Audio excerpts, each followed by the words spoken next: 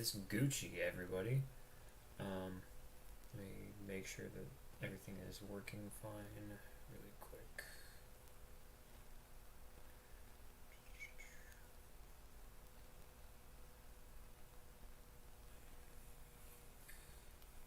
Awesome. Okay. So,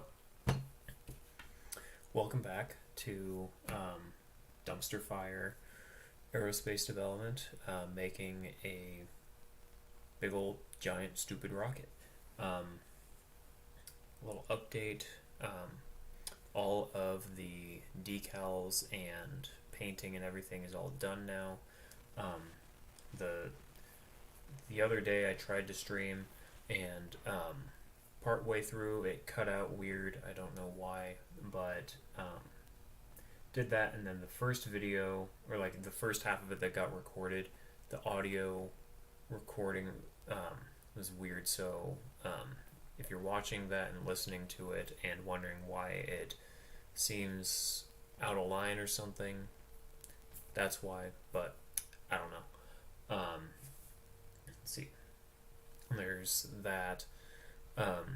But hopefully the visuals that I tried to show were enough. But let me show you what the full thing looks like.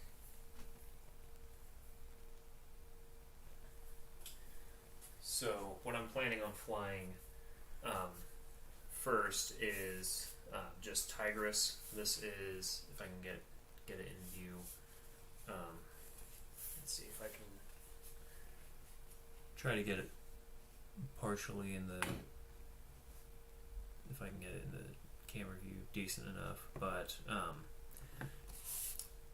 got a roll pattern here on the bottom with everything all kind of symmetric and banded around.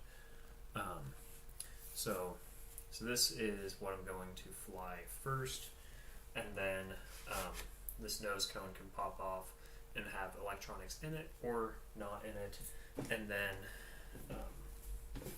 there's actually one other part I need to grab really quick. Move stuff around. So I've got the coupler section right here, and I can go through and stack everything if I want.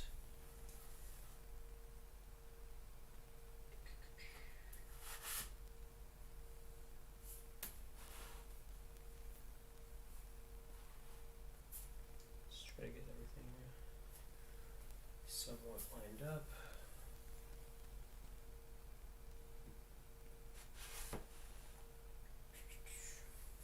So,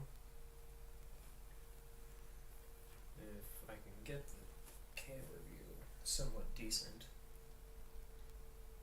So here is the overall big giant L2 scale rocket, Tigris Sigma. So this is the much bigger one. Yeah, so it is very, very tall. Very happy with how it looks. There's a few areas on the paint that so everything was looking excellent up until I did the final layer of clear coat, which I covered everything in a clear coat just to kind of protect everything, make it all uniformly glossy. Protect the decals a little bit so they don't get like kind of scratched or rubbed off weird. But then for some reason it started to peel a little bit. It started to like wrinkle up weird. So that was a pain. So went, sanded that down, repainted the areas that it wrinkled, and there's still some remnants of it, but tried to get it as much to the point where it isn't as big of a problem. Or, yeah, like from any camera view that I can get, like from far away, holding the entire thing, there's no way you're going to see the little wrinkle spots. But if you ever get the chance to see this rocket in person, so if you're at UAH or across this rocket like 10 years in the future when this is like just sitting in the corner of my house or something, then yeah, so that'll be that. But for the most part, really happy with how it looks so far. So with that, all of the structure of the rocket is done. Basically all that's left are a few electrical things. So this afternoon I spent some time finalizing the ground station stuff, and I'll get to that probably some later time, like explaining the process. The past stream that I had explains everything about as much as it really needs to be.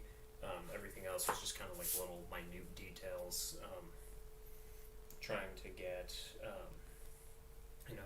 stupid little things just to get it to work properly. Let me put some of this stuff back.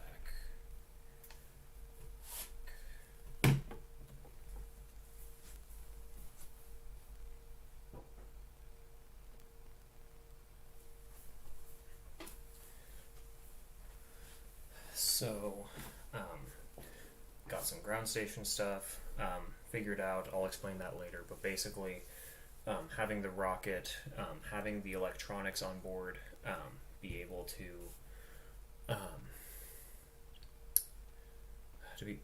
be able to have them have the electronics here, send out all of the live flight data to a ground station that I have, that I made. It's super quick and easy to make.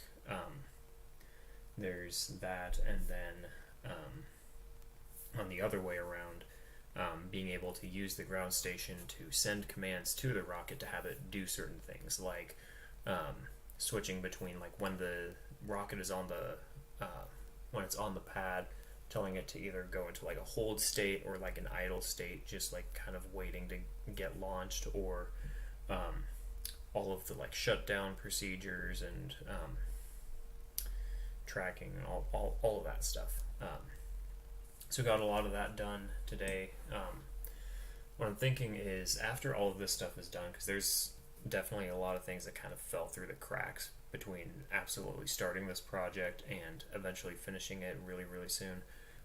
I'll probably do a long stream, like kind of giving like a overview of every little subsystem, how everything fit together, like what the overall process of the entire rocket looks like in a much more condensed, concise, much clearer and better explained way than developing it as time progresses with things. So let's see, yeah, so I'll do that once everything is all completely done. Let's see. So yeah, so that's updates on rocket stuff at the moment.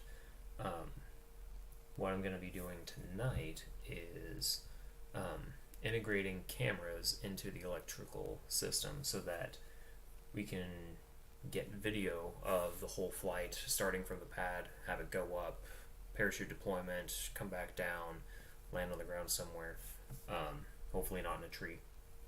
And so I'm going to be showing, as much as I can, all the steps for wiring the things, connecting them with the electronics here, coding it, all that stuff. So that's the goal. Shouldn't be too much. These cameras are really easy to work with. Shouldn't be too much of a problem to get all done tonight. So what I'll do, so I'll explain what these little things are. So what we have here is, it's basically like a mini like USB spy camera. It's from Adafruit, which I'm pretty sure they sourced then from somewhere else that makes the little mini USB camera things, but they're just super tiny, and really easy to trigger for either pictures or for video. They have onboard audio. So basically how they work is, you've got this board right here. It has a little connector right here that you can get I don't know what type of connector this is. They come with a cable that you can plug into a USB port on your computer. So there's that. There's a little tiny microphone right here, this little circular bit right here. Yeah, right by my fingernail there. Then here there is a micro SD card slot, so you can get any micro SD card you want to put in there. So that's what everything will all be saved to. Then you have your lens right here, just this little tiny black rectangle basically. I still have the little lens protector on this little piece of plastic with a red tab on it, just to protect it just a little bit, keep it from getting scratched or anything, keep it clean. And then on the back of it you have like a little adhesive strip, that little white bit that can be taken off. And then there are these 3 wires right here. We've got a black one, a red one, and a green one. So these 3 wires are what are used to connect the system with whatever else you're working with. So big surprise, the red and black lines are for power and ground, but then the green one, that is basically like a signal line. And how that's going to work is, if I remember correctly from the data page, it was basically what you can do is you can pulse a signal to this, just one little signal. If you pulse it for less than 100 milliseconds, then it takes just an instantaneous picture of what the lens sees. And then if you hold a pulse for more than 100 milliseconds, it'll start to trigger either the start or stop of a video recording. One thing that is good to remember with, at least with these specific ones, like these specific cameras, is that you can start a recording, but then if you go and just turn off the system, then it's not going to save your, it's not going to like stop recording, save the file properly and everything. It's just going to cut power and corrupt your video file. So what you need to do first is, before you shut everything down, you need to do a secondary 100 millisecond or more pulse to this green wire, and make sure that you turn the thing off. Let it, I would say let it wait a few seconds, let it finish doing its thing, and then you can cut the power to it. It's a little finicky, but control wise it is much it's pretty nice to work with. It's really easy, just a little pulses, basically just a digital out, either a high or a low, and just control that with your microcontroller however you want. So I've got 2 of these that I'm going to be flying on the rocket. I wanted to do 3, but with the space that I've got, I'm going to just stick with 2. So how I've got these set up is, so I've got the rail, or the sled right here, and so this is one side of it. Here I have I have one camera already put in, just to show where it'll be on here, and a second one will be just mirrored across right next to it. And so what I have is, on the sled I have these little holes right here that I can mount a piece that looks like this onto. So it's just it's basically just a little way that you can mount the part, or the board into, and the purpose for it is to actually, so first off, obviously to mount the thing to the electronic sled, but also what it does is that when you take this board and slide it into this little cavity in here, it'll actually keep the micro SD card compressed in the SD card slot so that it doesn't want to shake loose and come out. So everything will be all nice, tight, and secure. And so then you'll have basically, you can have a micro USB or whatever kind of port that goes to USB on it right here on one side, like hanging out of hanging out of this side basically, and then on the opposite side right here you would have your camera lens and your power, ground, and data lines. Let's see. So there's that, and then that can just be, it'll be able to be mounted something like this in there if this were inside that little gray piece. And so this one right here is already in there, like how I mentioned. So we have the lens and wires coming out one side, and then micro USB or little connection on the other side. You can also just take the micro SD card out and just plug it into your computer and get the videos off that way. But if you have the boards already kind of shoved into these little like little brackets right here, then it's easier to just get a cable, plug it in, and pull your stuff off there. It's the exact same process. So we've got that. So what I'm going to do tonight to try to get this done is first I'm going to take these wires right here and splice on some female DuPont connectors so that I can just really easily take those and plug them into the header rows on the electronic sled here. So on the Eden breakout board, so on this side where basically you've got IMU, environmental sensor, HC12 radio and GPS module right here, micro USB or micro SD card slot right here, and other stuff for power and buzzing and whatnot. So that has some buses for power and ground that I'm going to be I'm going to get power and ground from those that are in reality brought over from this microcontroller here, and then I'm going to have two wires come from the microcontroller directly from two of the digital pins, so that those will actually be the signal lines connecting the microcontroller to the cameras so that you can trigger that 100 millisecond pulse. So I'm going to splice these, assemble them, or plug them in with the wiring around here, and then once those are there, once they're plugged in, then it'll be software time. So basically just telling the thing to pulse high or low at a certain time, and yeah. So actually one thing before I get started, I'll kind of explain how these cameras are going to be visible.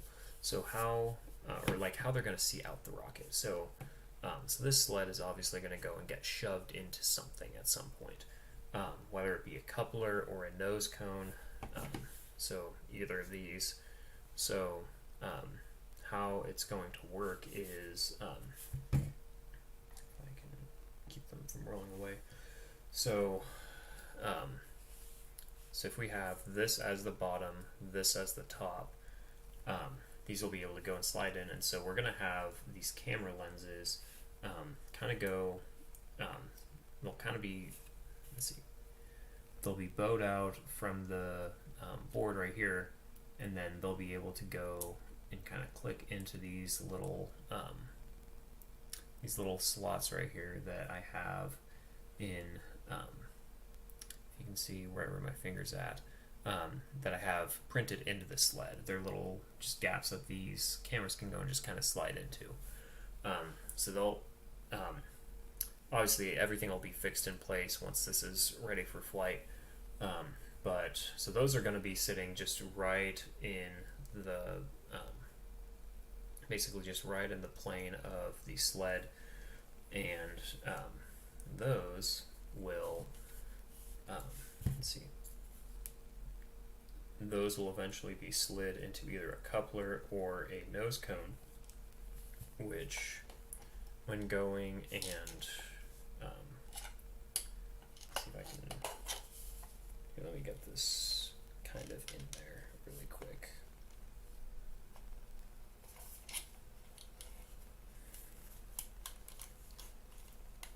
There we go. So,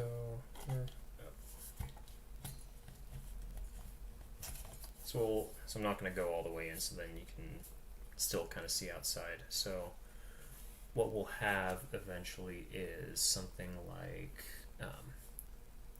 so the camera right here will go and slide in to be just in this hole right here. Well, it'll be able to see out this little hole right here that I have cut. So it's a circular hole, and then I just have some black around it so that when the thing is inside of a body tube in the let's see, oops.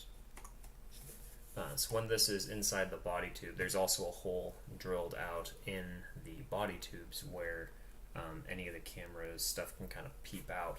And so when everything is all assembled, put together, you'll be able to see just straight out the holes that are lined up. And then during the initial motor ejection at apogee, you're going to see a little poof, going to see a little flash or like a little black, like couple like fractions of a second when this is actually going and sliding out of the body tube. You'll have this hole covered up for a split second, come back out, and then it'll be visible the rest of the way down. So that's how these are. And so there's basically just one of these on each side for each camera. And then, so this is the coupler, and then on the nose cone right here that can have electronics in it, have those same exact type of holes right here. So that is going to be how the cameras actually see outside of the rocket.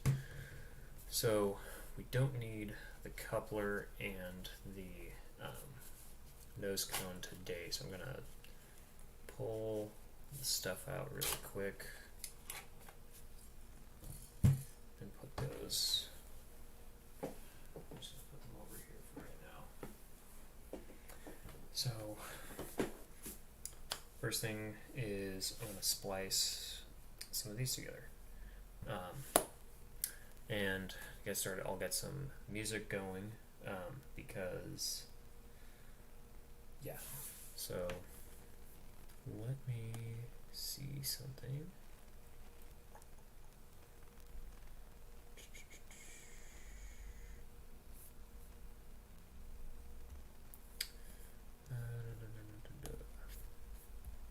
You guys are going to get some world today. Let's see if you can.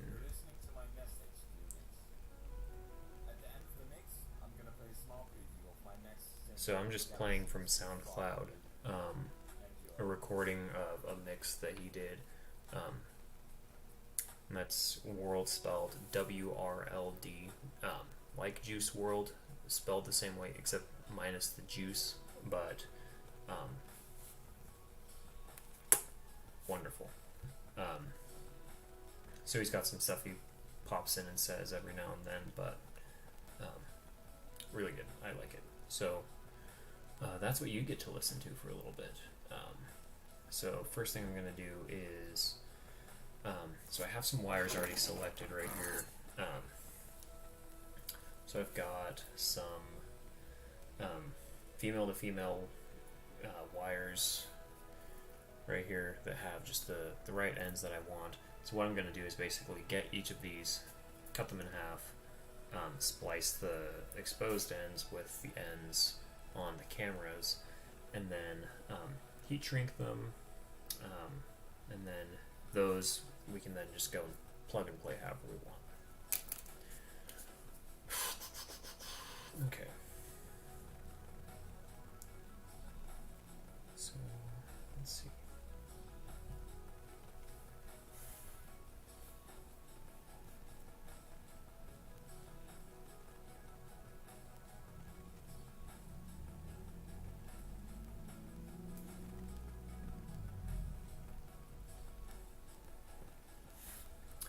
one thing I'm probably going to do, I'm going to probably take this camera off really quick so I can maneuver it a little bit better than with this whole block of stuff connected to it.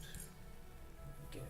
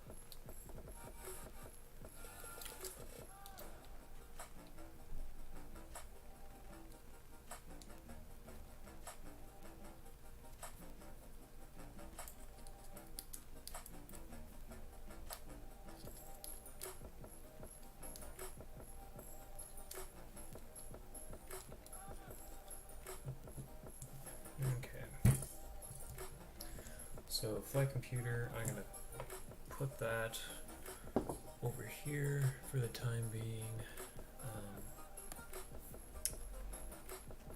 Let's see.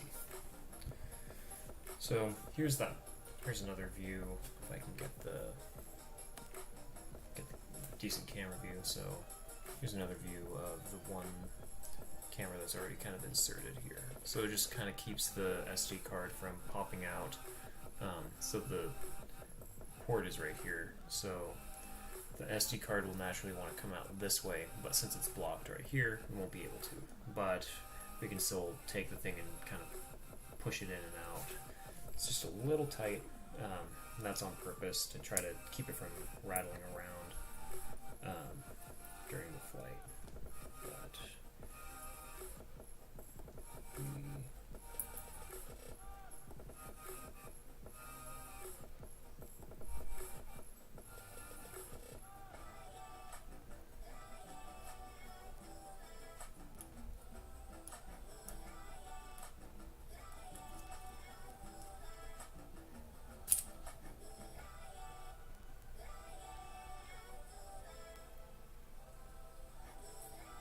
okay, there we go. So that one is out now.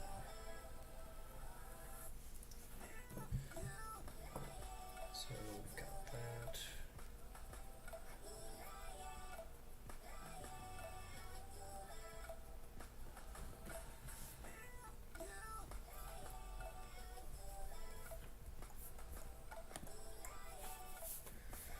Alright, so let's get these.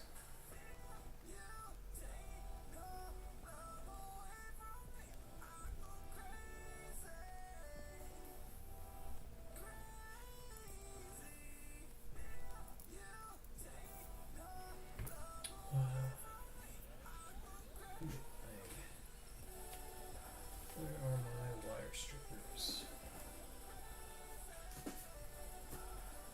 There they are.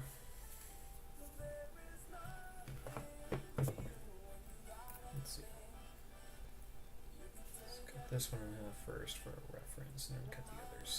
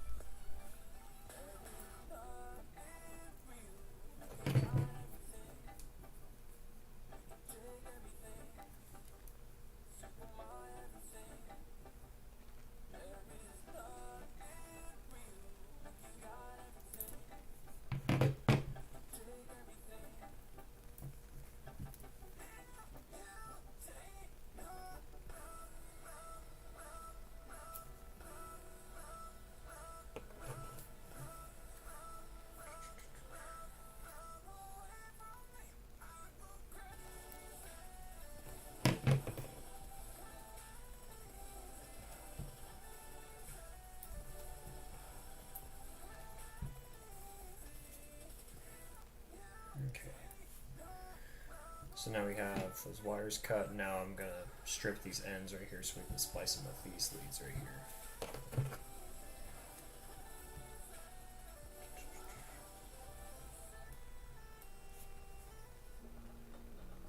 Let's try and get this sized right. I think these are 18s. Yeah, that'll work.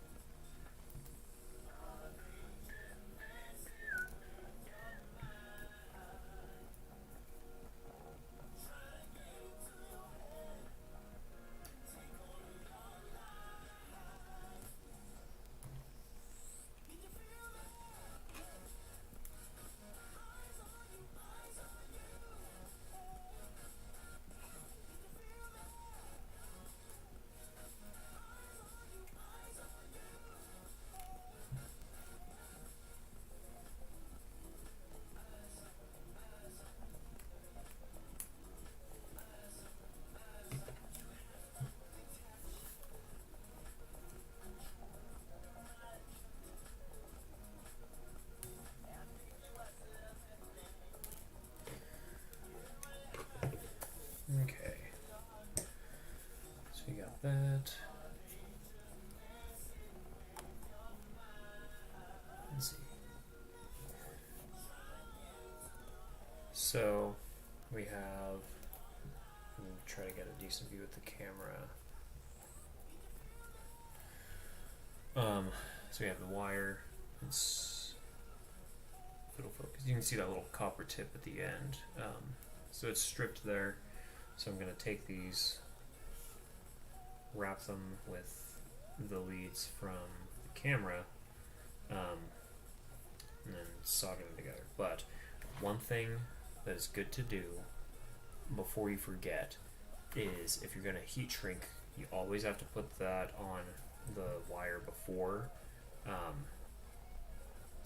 you solder, so that you can eventually get your solder connection over the wires closed off.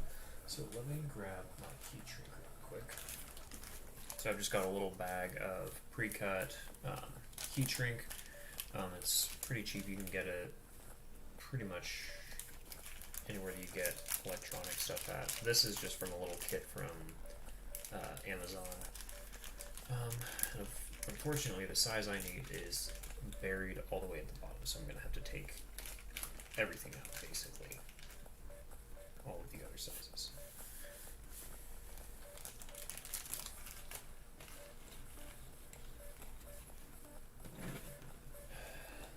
So we are going to want...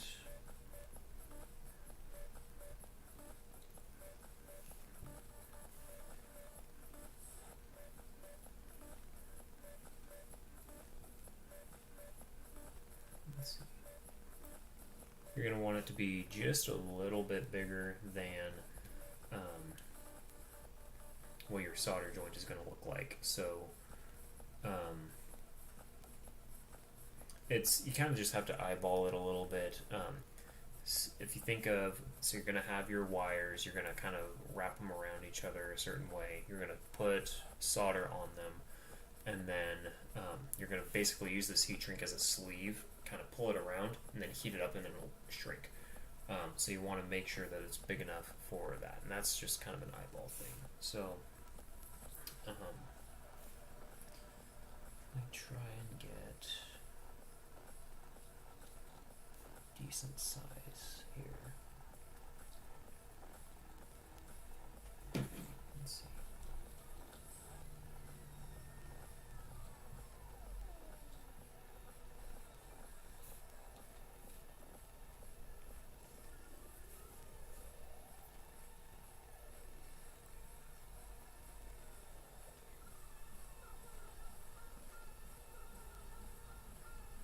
Yeah, I think we're going to do some of this. So, I'm gonna do one red, one black, and then I don't have green, but yellow will work for what we're doing. It just needs to be something else.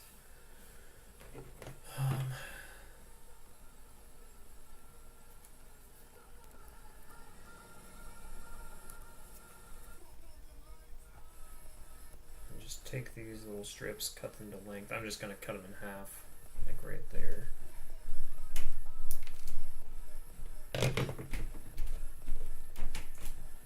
So we got 2 black, 2 yellow, 2 red, cut relatively in half. It doesn't need to be exactly anything, but let's see if we can get this heat shrink cleaned back up.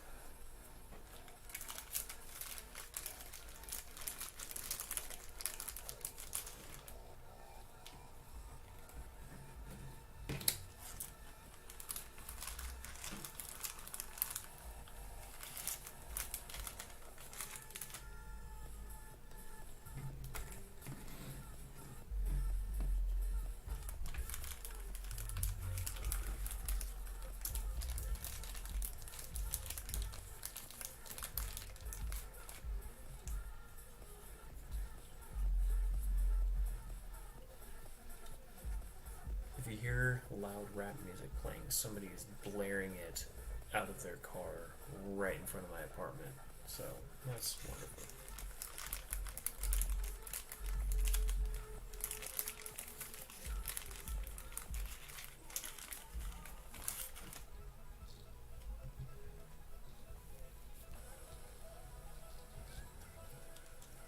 This is a great big fun mess.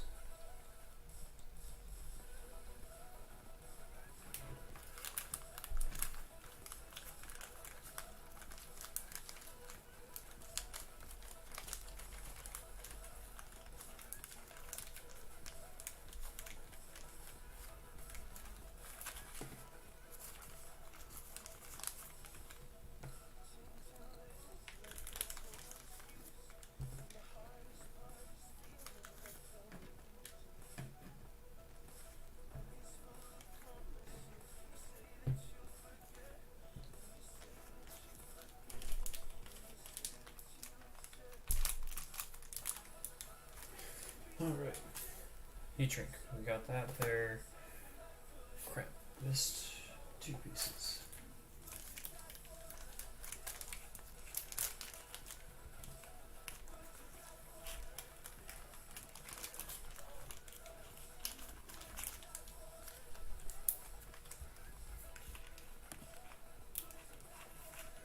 Let's see. Okay. Heat shrink. Actually put away. Next thing is I'm gonna kind of prop up how these wires are gonna be.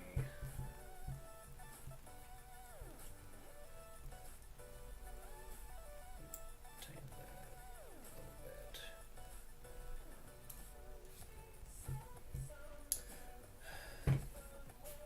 So one thing that's good to do before you go and actually get your wires and solder them together is especially if you've got like the multi-strand wires, is definitely can't tell with the camera, but the wires, they're really thin, they're kind of all frayed out.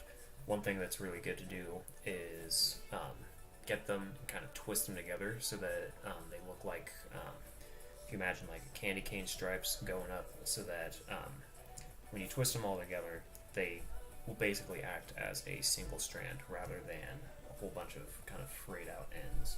So you can just get the tips, grab them, and just kind of twirl them a little bit.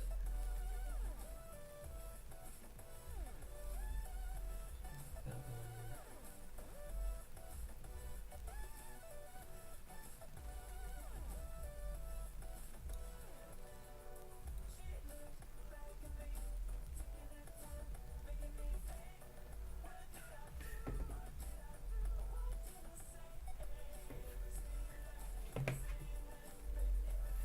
This red one seems to be missing a few strands, so I'm going to cut it just a little bit shorter.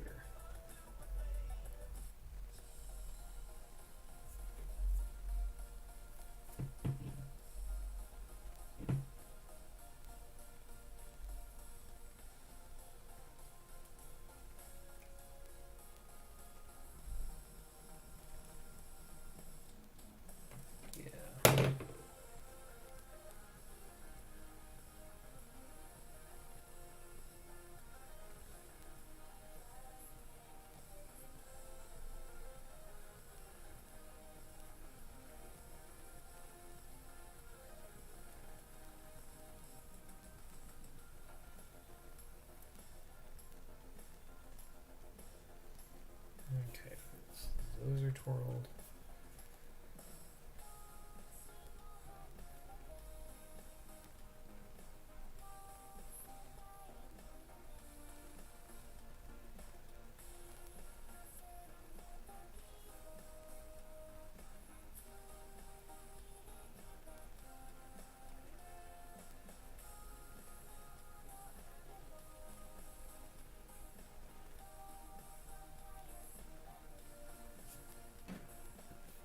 Those are 12 now for the jumpers.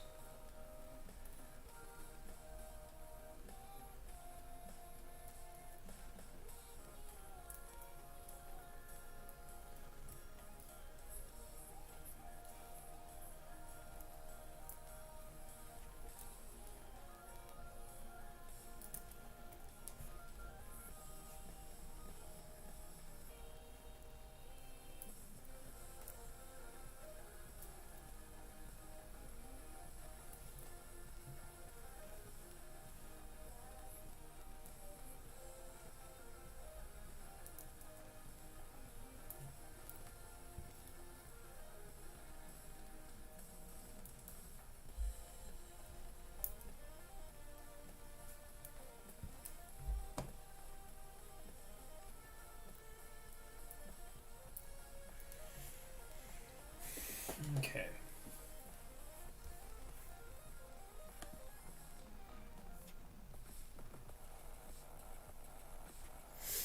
I see a comment in chat from a Macy Campbell, which I happen to know her. I happen to know her fairly well. She just so happens to be my sister.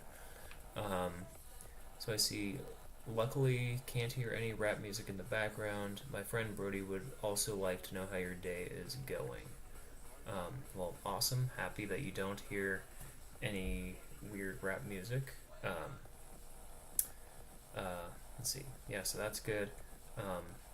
Brody wants to know how my day is going. It's going well. Technically on spring break for classes, so it's nice being able to go home and do fun things other than homework or writing extra research papers on nuclear bubbles. If you know, you know. And then, yeah, ask Brody how he is doing. Hoping good, but so let's see. Crap.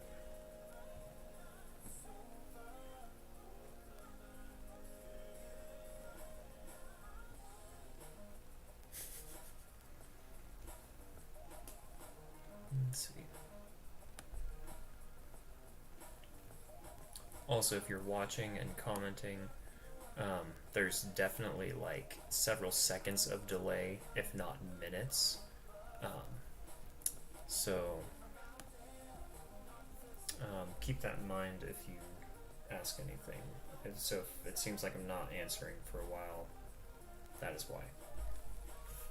So next I'm going to take the jumper wires and twist them with the wires coming off of the cameras.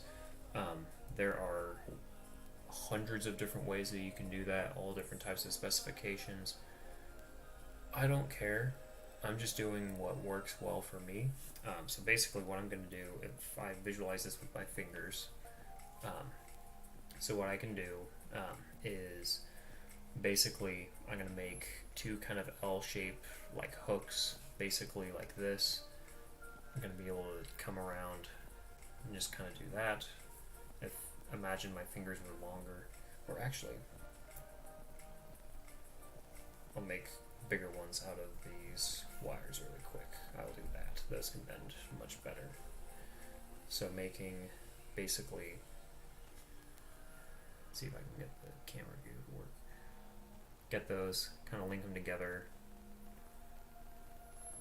so then you'll end up with something that looks like this, basically, just kind of looped together. And these are going to be like bent to like a sharp angle here.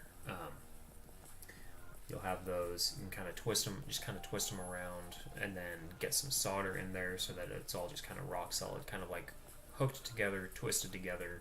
Everything will all be hunky-dory. There's other more secure ways to do it, but that involves getting like the individual strands of the super super thin wire and wrapping them around in fancy knots and stuff. And I don't care. I do not have the patience for that, so I'm just gonna do that L thing and call it good.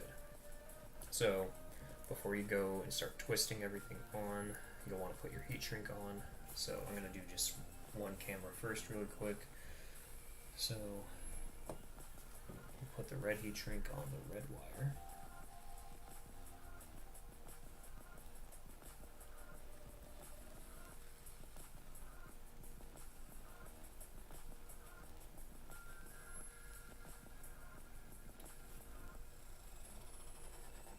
Actually, I'm just gonna put them on all of the jumper wires instead. Since those are just a little bit longer and a little more out of the way.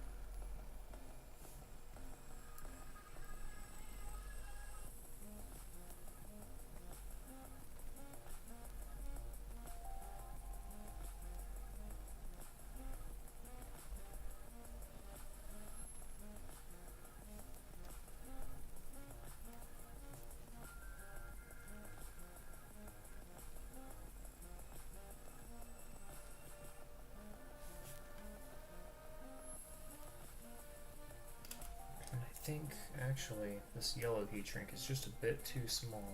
It's just a bit smaller than the red and the black, so I'm gonna switch that out really quick.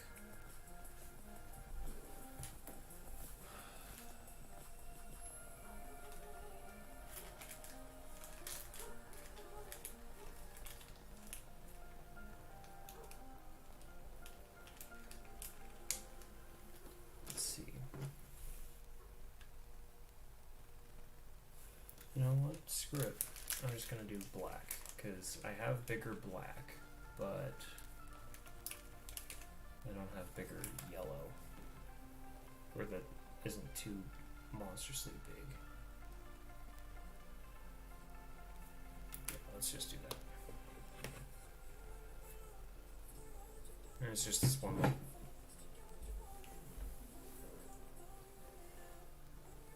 little junction, so it's not the whole wire.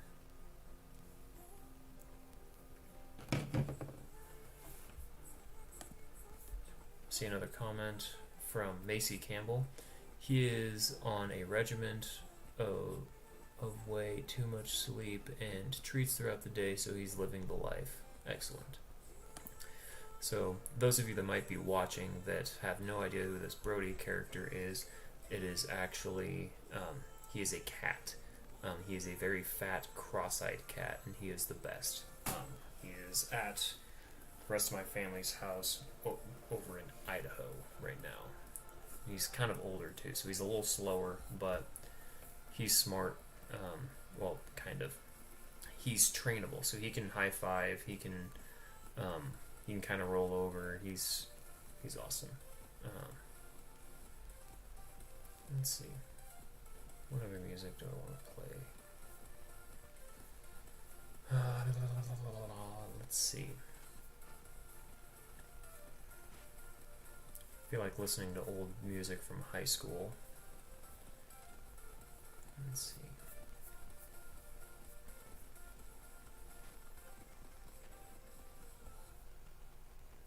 Let's see.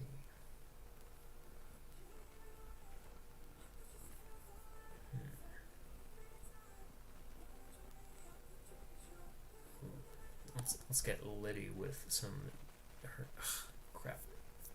Page reloaded. Let's scroll and scroll and scroll.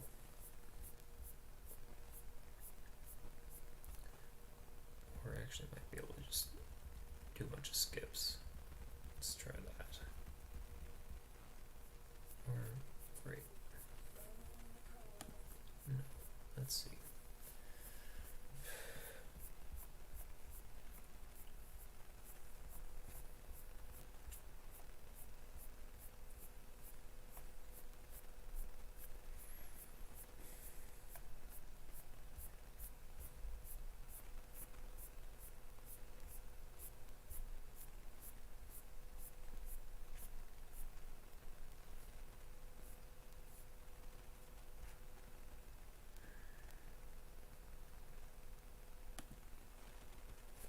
Guess.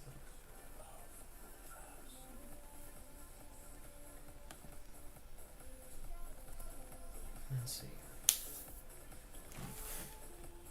So we got that. Put some of the yellow back, since we're not going to use that. We got our black. Let's cut that in half.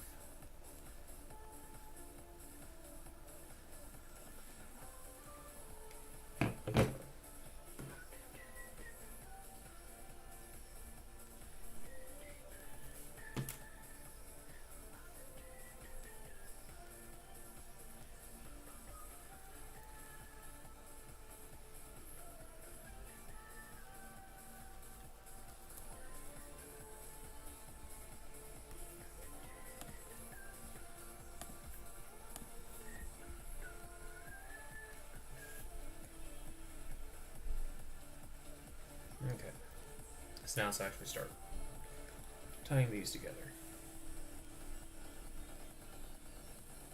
So heat shrink is on everything. Perfect, I cut extra heat shrink, I just realized. Awesome. So I'm gonna make a little L with each of these.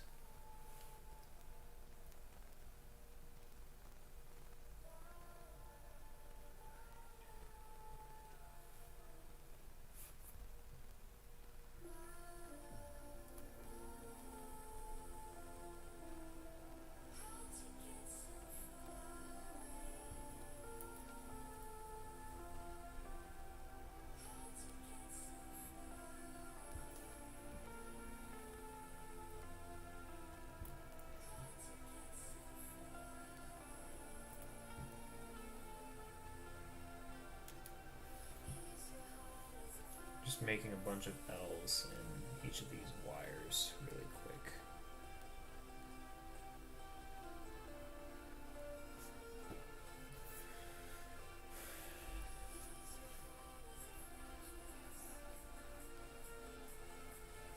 We'll get one set together really quick. So, let me see if I can get the camera view to show it well. So you can see it's kind of twisted together, and of course it's blurry, but the two kind of L's kind of linked around each other, and I'll kind of twist them around just a little bit, and then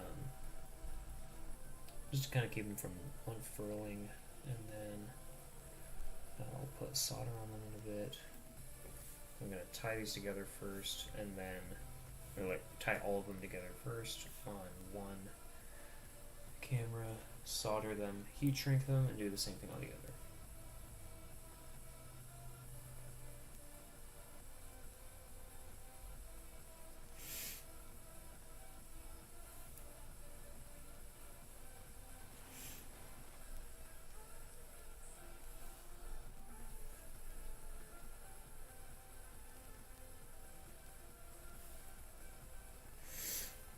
So there's some of those linked right there.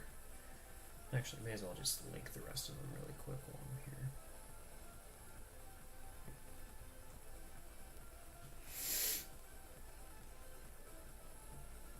Where is, there it is.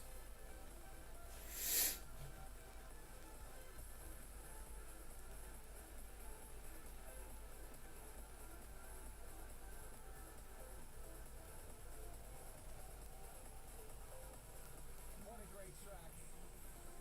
It seems like releasing full of trance,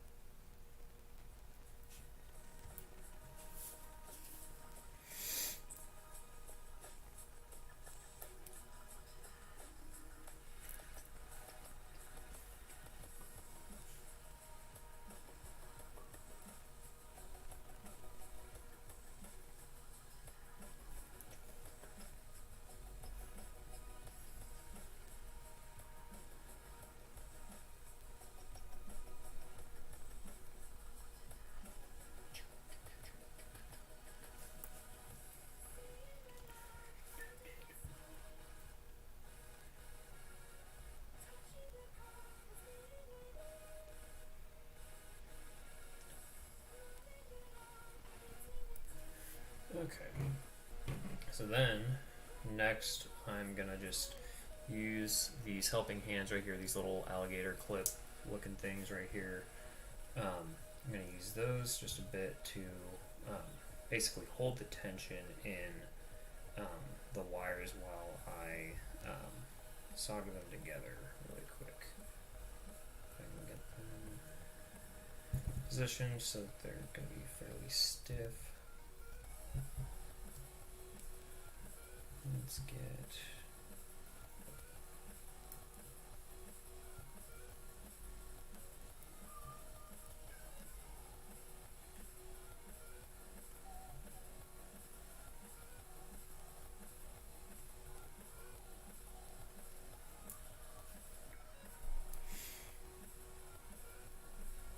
at the same time I should probably plug in the soldering iron so that gets started.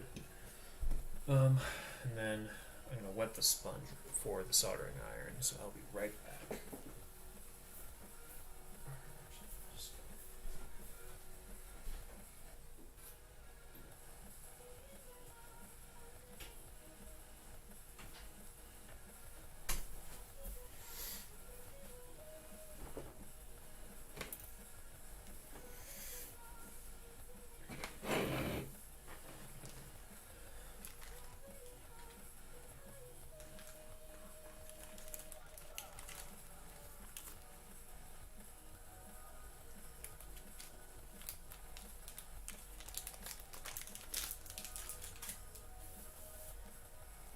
Let's see.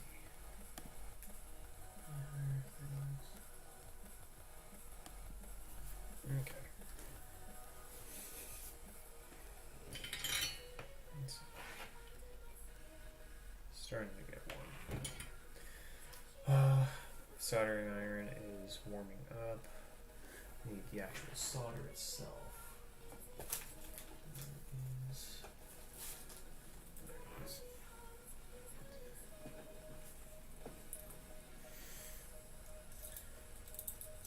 So we're just gonna dabble a little bit in there, not too much, just enough to keep it together, and then the heat shrink will also provide a little bit of strength in there, but just enough.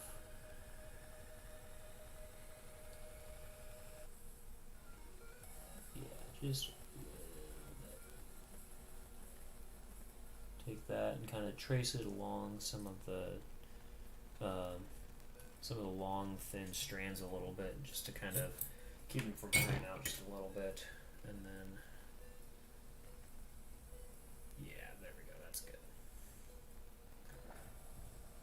So if we take this out, so now, well, just unhooked the red line, so that's great, but the green one is together now, and then I'll heat shrink to cover up that little exposed area in a sec. Let's get this one, so here's a good one.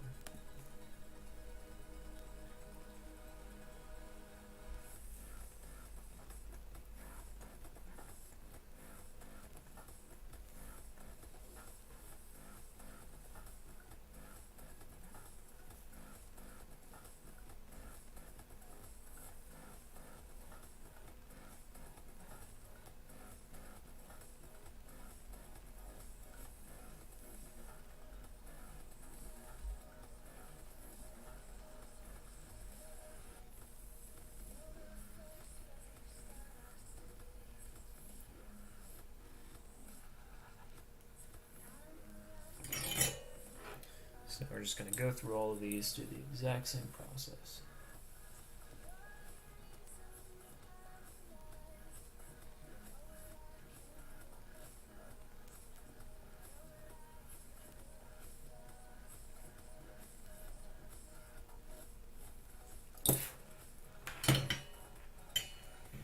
So bring this right there.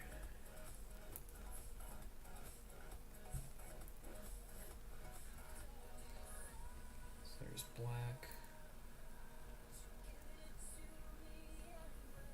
Let's rehook the red.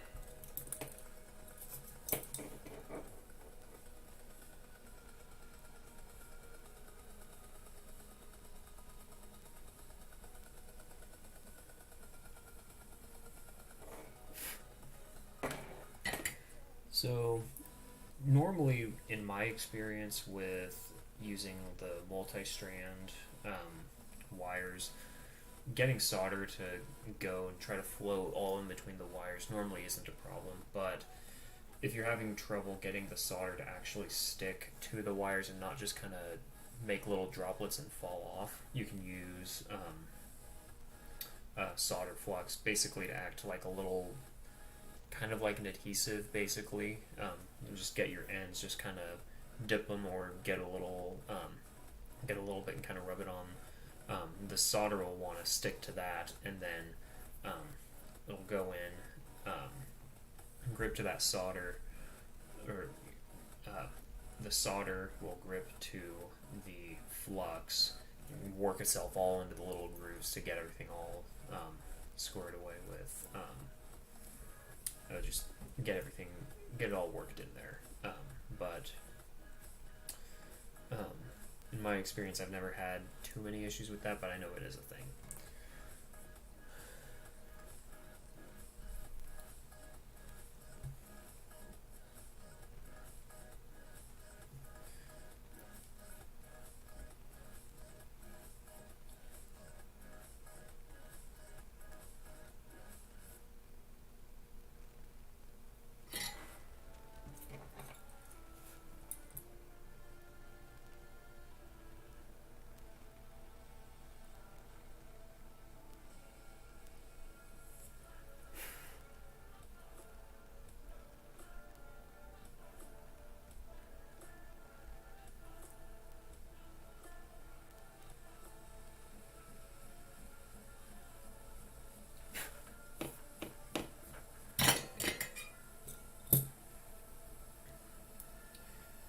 There's the green one.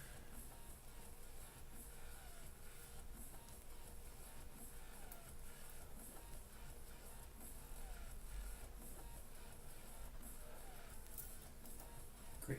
Just unhooked black one. Let's just skip to the red one really quick.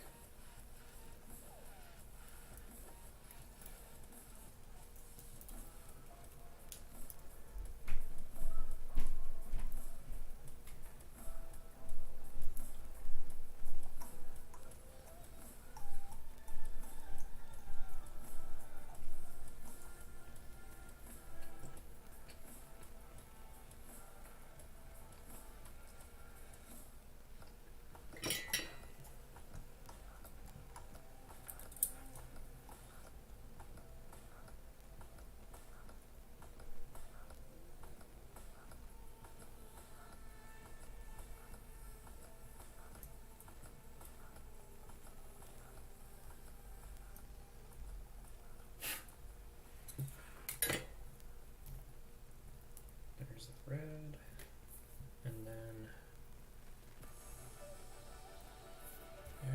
let's skip this song.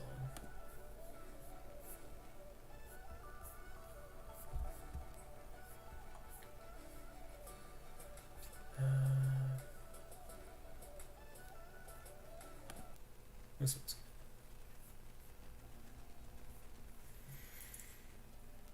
good. Okay, so let's rehook this black line really quick.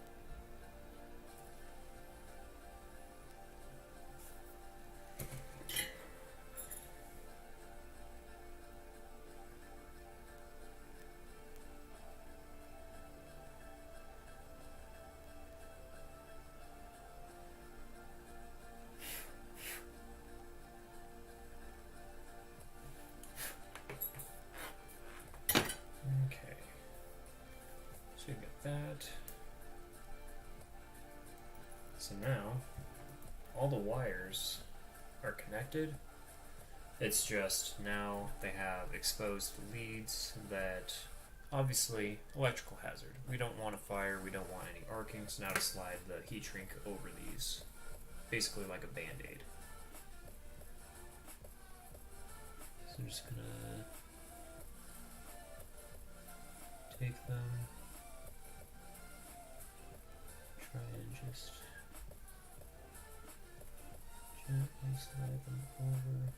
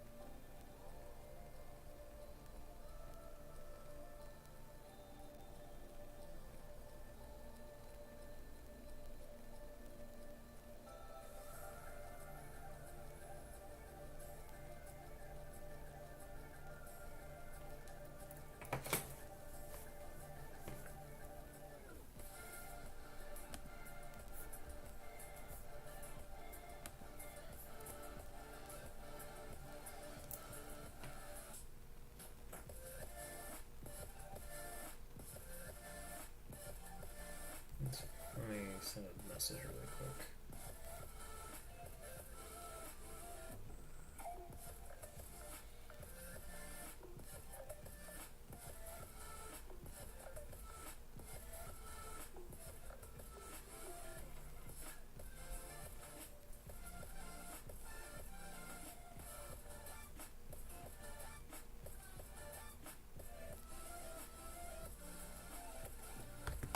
Okay.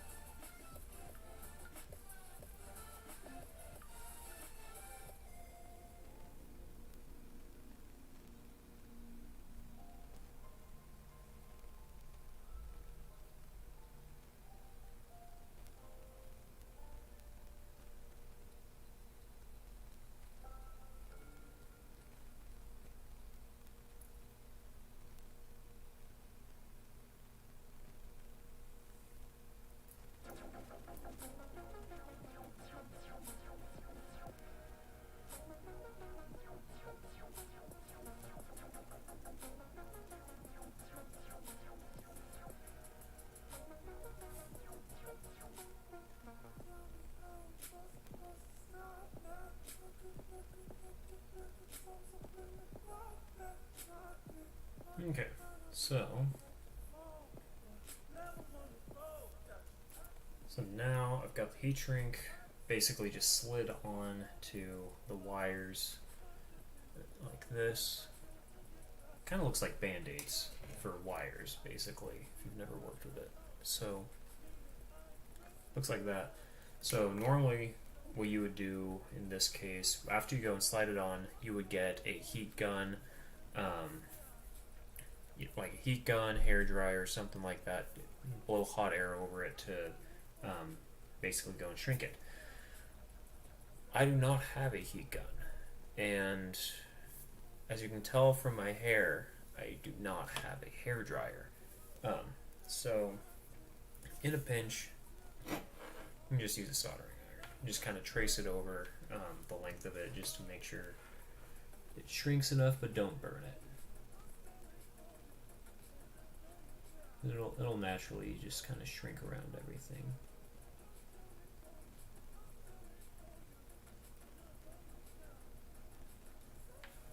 So there's the red one. Or a red one. So basically all I'm doing really quick is just kind of petting the heat shrink with the soldering iron, just so it's moving, so it's not sitting and burning, but it's also still applying a lot of heat and making it want to shrink.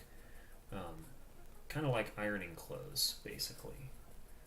You don't want to keep the iron in one place, but you just keep kind of passing over different areas until eventually you get the result you're looking for.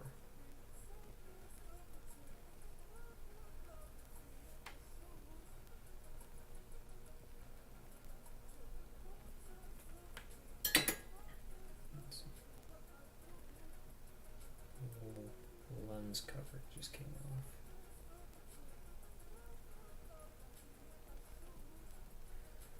So then, I don't know if you can tell, but it kind of shrinks and shrivels up a little bit. So we'll do that for the second one now.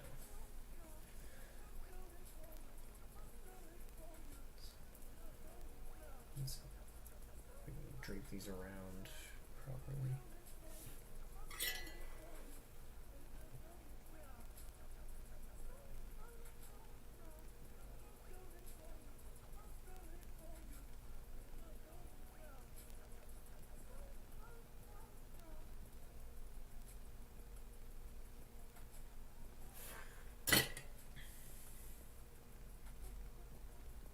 Should also be kept in mind, I am a mechanical engineer, not an electrical engineer, even though some people at work think I'd be better, or well, think that, or they get mistaken that my background is more with mechanical than electrical, because I do a little bit better with some of the coding and electrical stuff than some other mechanicals do, but keep in mind, what I'm doing is definitely not perfect. It is good enough. So don't hold this to any fancy standards or anything. This is just good enough for my own personal rocket, basically. And the only person I need to please with the rocket is myself. And so that is all it is. So this is good enough. This is shrunk in. Both are all connected and shrunk, so I can turn off the soldering iron now. Get rid of the solder. So I'm not going to mount the cameras to the electronics sled yet, because I want to maintain access to these USB ports and the SD card while I'm doing the programming stuff, making sure everything is working properly. Let's see. So yeah. So I am gonna wire them up. So we've got our electronics right here, and then these cameras are gonna go basically. Let's see. So we're gonna have one basically right there, and then one will be basically right here ish, except inside of these little brackets right here. They'll be in there, but so you can get the wires and start bringing them around. Let's see.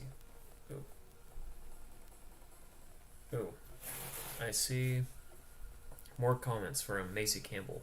Very random, but the music is kind of a vibe. What artists are you listening to? Also, I never would have thought to think of using the soldering iron to activate the heat shrink. That's pretty innovative. Oh, yeah, that's real innovative. That is making do with what you got.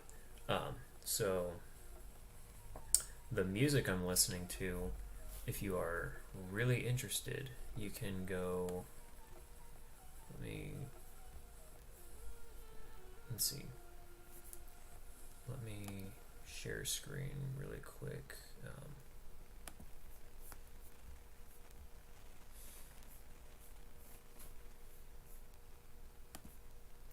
Let's see.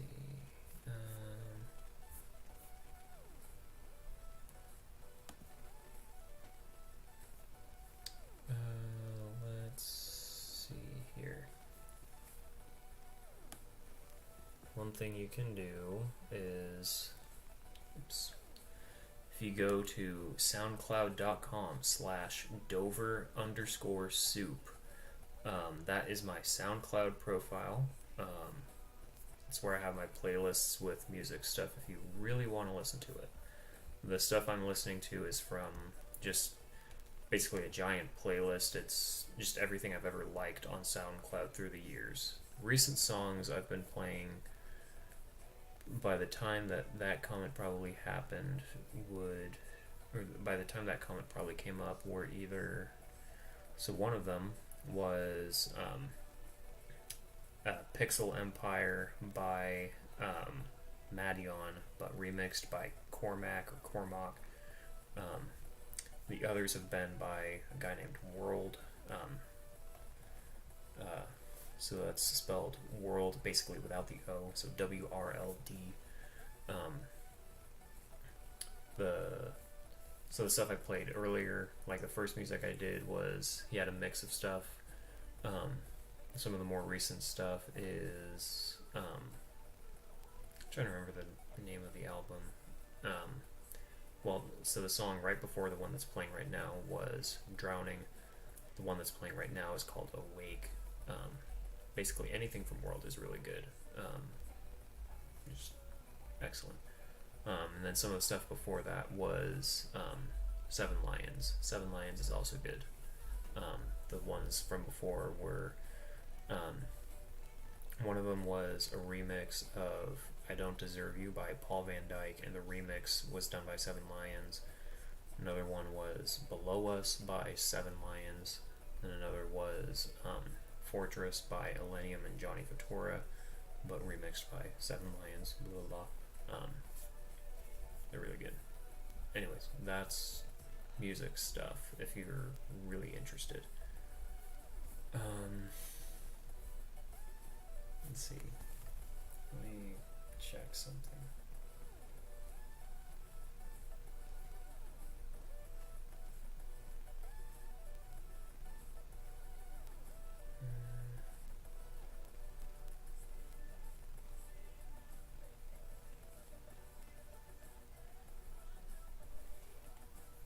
Let's see.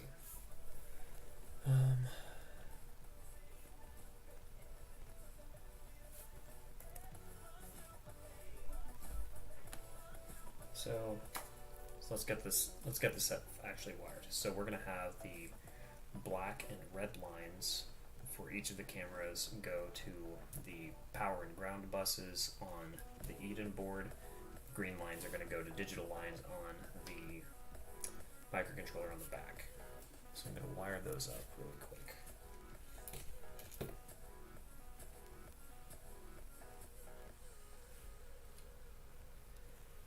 So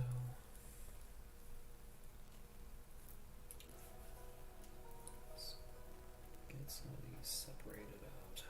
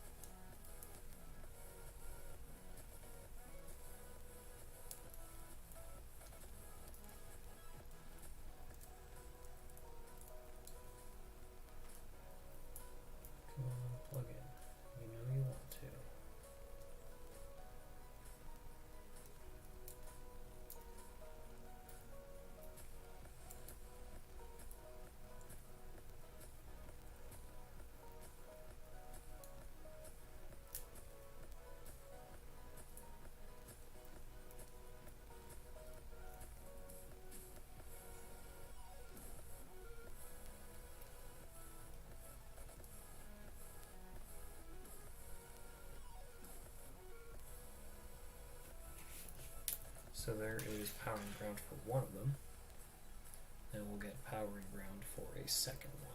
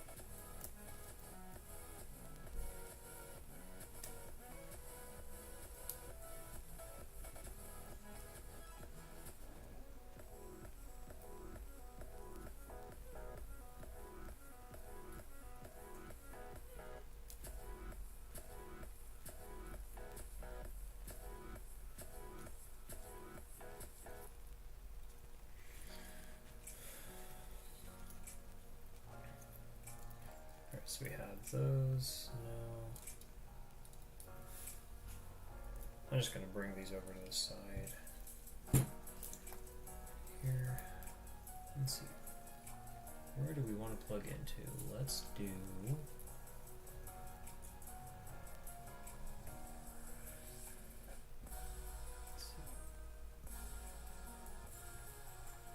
Let's do... Let's see. For craps and giggles, let's just do 5 and 6. No particular reason, that's just some free ones that we have available that are far enough away to keep from getting mixed up from anywhere else.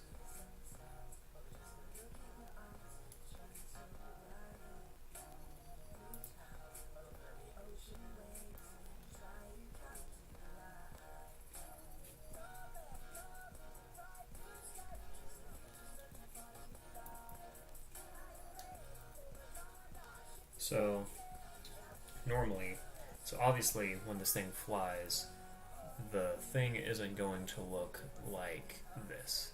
This is a disaster waiting to happen. I just don't want to mount these to the board yet so I can really easily access them still, move them around, test them. But, so basically we've got the two lines on each of the power and ground going to the buses, again on the Eden board, and then these two green signal lines are just going to go to digital I/O pins on the microcontroller here, so that then in software I can just give it that 100 millisecond pulse to start or stop recording. So that is wiring. I'm going to take just a quick break, put some stuff away, switch screens, whatever, and pull up Arduino stuff really quick so then we can get to the software side of things. But yeah, I will keep music going for a split second.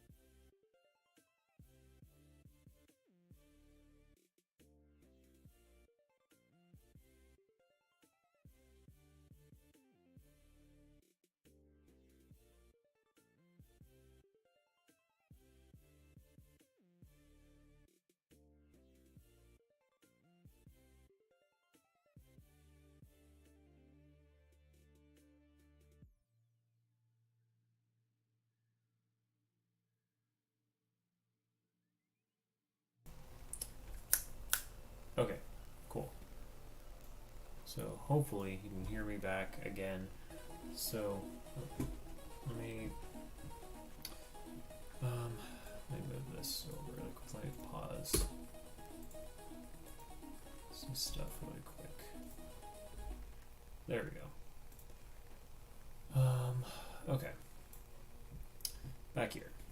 Alright, so this is the camera that I'm using on the Adafruit website. Here is the URL if you really want to copy that down and find it. But yeah, just look up Adafruit spy camera on Google. It'll come up. So basically, so the thing that's great about Adafruit, they have really good documentation for all of their stuff that they sell. They'll have, yeah, so they've got pictures of what the thing is. Really, really good pictures. They had this connector on originally. I snipped it off since I don't have any female ends for this. So I just cut it off, did what I did. Here's kind of some example video or pictures, what the camera looks like. And of course, with the camera staring straight into the sunset with a giant fireball in its way, obviously it's not going to be that's not the greatest picture that it can do. But I did some earlier tests a couple weeks ago with the cameras, and it seems to work just fine. There's videos here, but we'll do that. What we're going to want to go to is, let's see.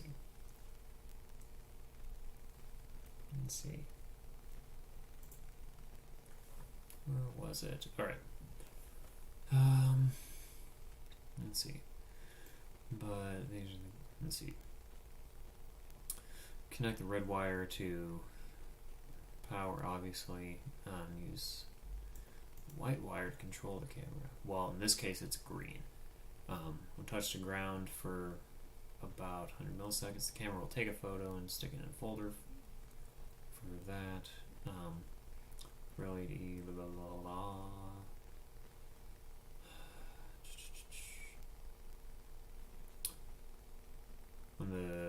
Let's see.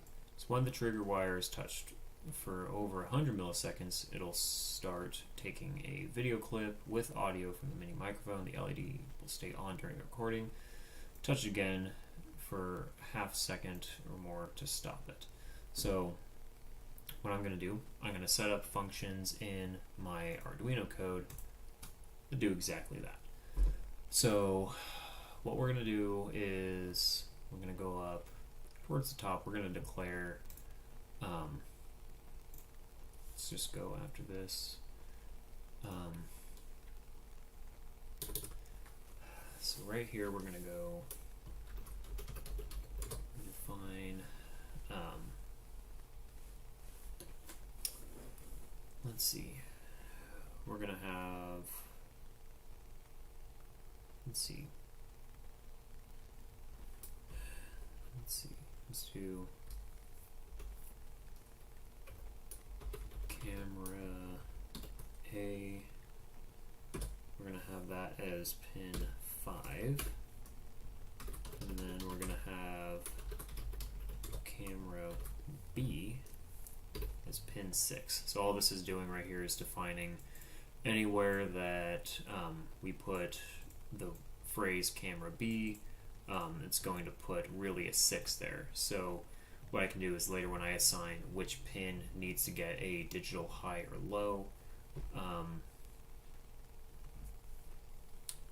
I can just say, rather than trying to remember which numbers are what, I'll just put camera A, camera B, high or low, and it'll all be hunky-dory. So there's that.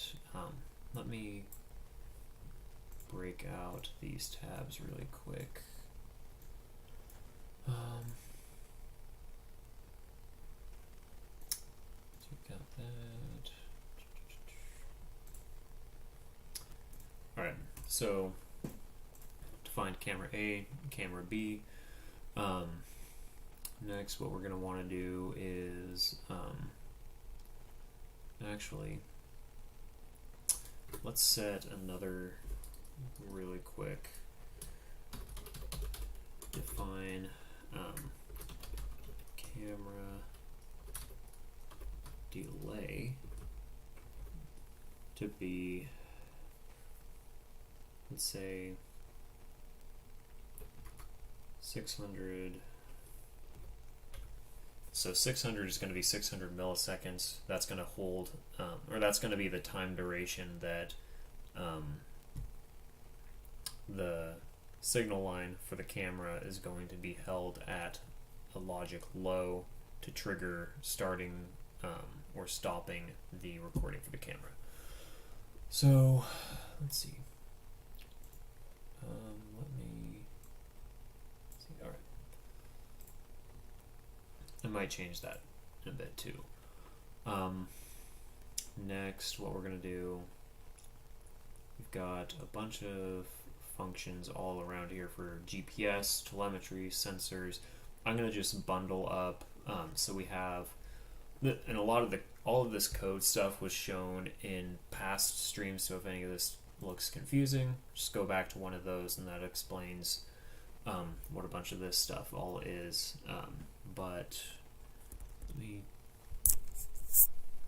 so basically for each board that is on here, so the GPS module, the IMU, environmental sensor, whatever, each of those has a setup function and a read function for whatever. So what I'm going to do is just copy this layout really quick, and let's see.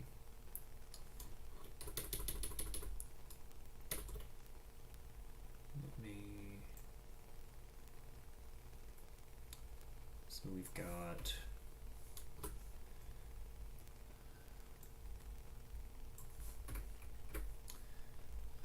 we're gonna have camera setup, and then we're gonna have camera. I'm gonna change this to trigger.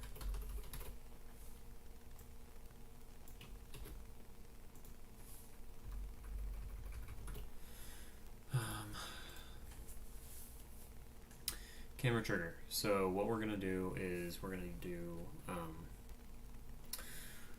first we actually need to do, we need to set up the pins for I/O. Let's see, examples, digital button. So I'm definitely not a pro programmer just by memory. I go and copy paste everything. So what I just pulled up was an example of, so Arduino has a lot of examples for code that you can look at for super simple projects. So like if you want to blink an LED, if you want to push a button. So what I just did is, since I know I'm using a digital pin, I want to get the proper syntax for the digital pins I'm using and assigning them to be outputs. So in this case we've got pin mode and it's saying LED pin and then output. What we're going to do, we're going to copy this, put that in the setup, and then we're going to do, rather than LED pin, we're going to do camera A as an output, and then we're going to do the exact same thing for camera B. So we've got that, and then let's see, by default, so one thing that this program has, or this thing doesn't have, that it should, or that most others do, is in this setup, you're going to want to set up what your initial state for whatever your digital pin is. So say you want the light to, so in this case it's blinking an LED, which for this isn't, let's It's not too big a deal, but for other things, it's good to set out that initial case so you always know what it'll be at the very start. So by default, what I'm going to want is I'm actually going to set up cameras A and B to start off as high, so then I can pulse them with ground later on.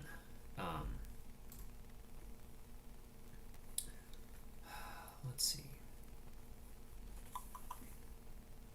So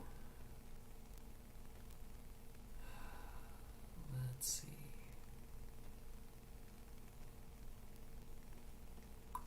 So we've got that. So for camera trigger, just to be super simple, stupid, what we're going to do is, obviously at the very start, we're going to, forgot to change that to B really quick. And just to be extra safe, extra careful, what we're going to do is that we're going to surround this,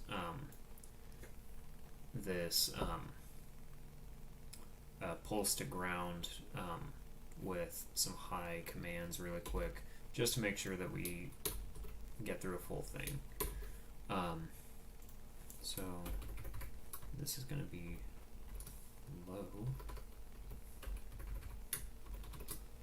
low, and I'm going to go with delay camera. What did I name that value? Or it was, oh wait, camera delay. Camera delay. Big surprise there. Or actually, that needs to move the other way. So everything is going to be high initially, then it's going to go to low, then to high. So obviously, or well, actually not obviously, if you're new to Arduino, you've probably seen this command right here, like delay. You put in a number, the bigger the number, the more you wait. One of the problems with that is, so the way the delay function works is,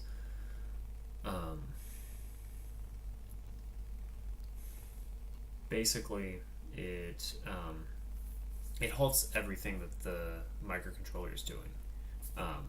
It just sits and does absolutely nothing for half a second or however long it is that you trigger.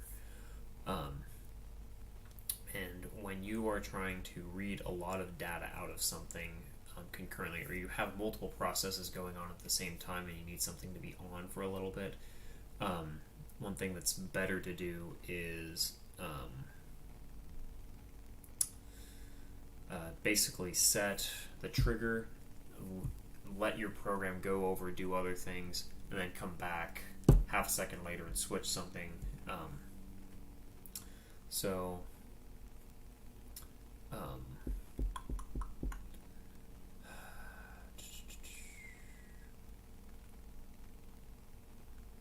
let's see. Yeah, so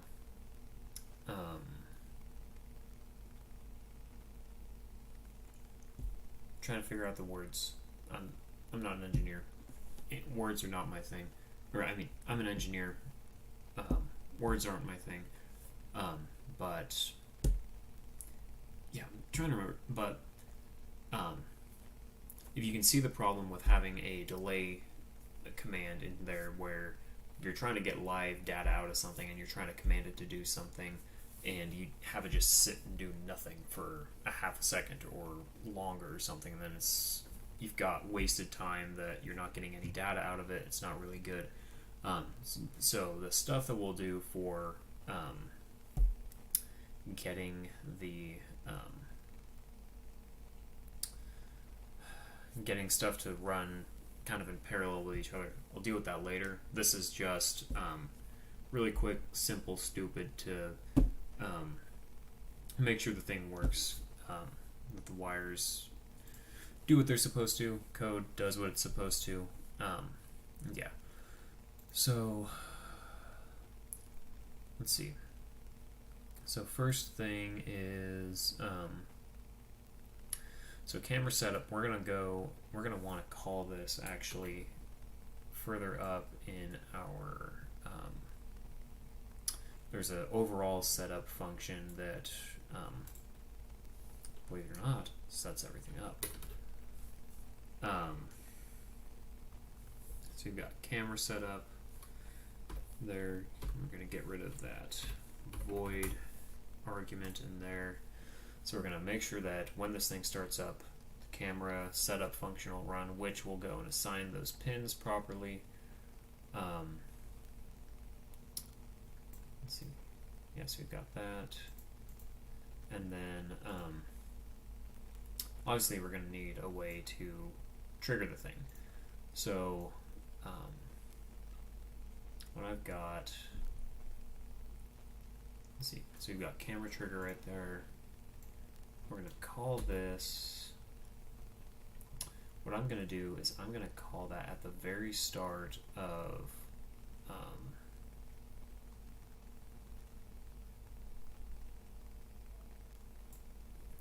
let's see,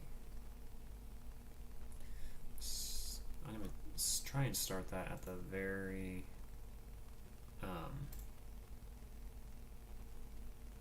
yes, we're going to start it at initialization right here. So let's see,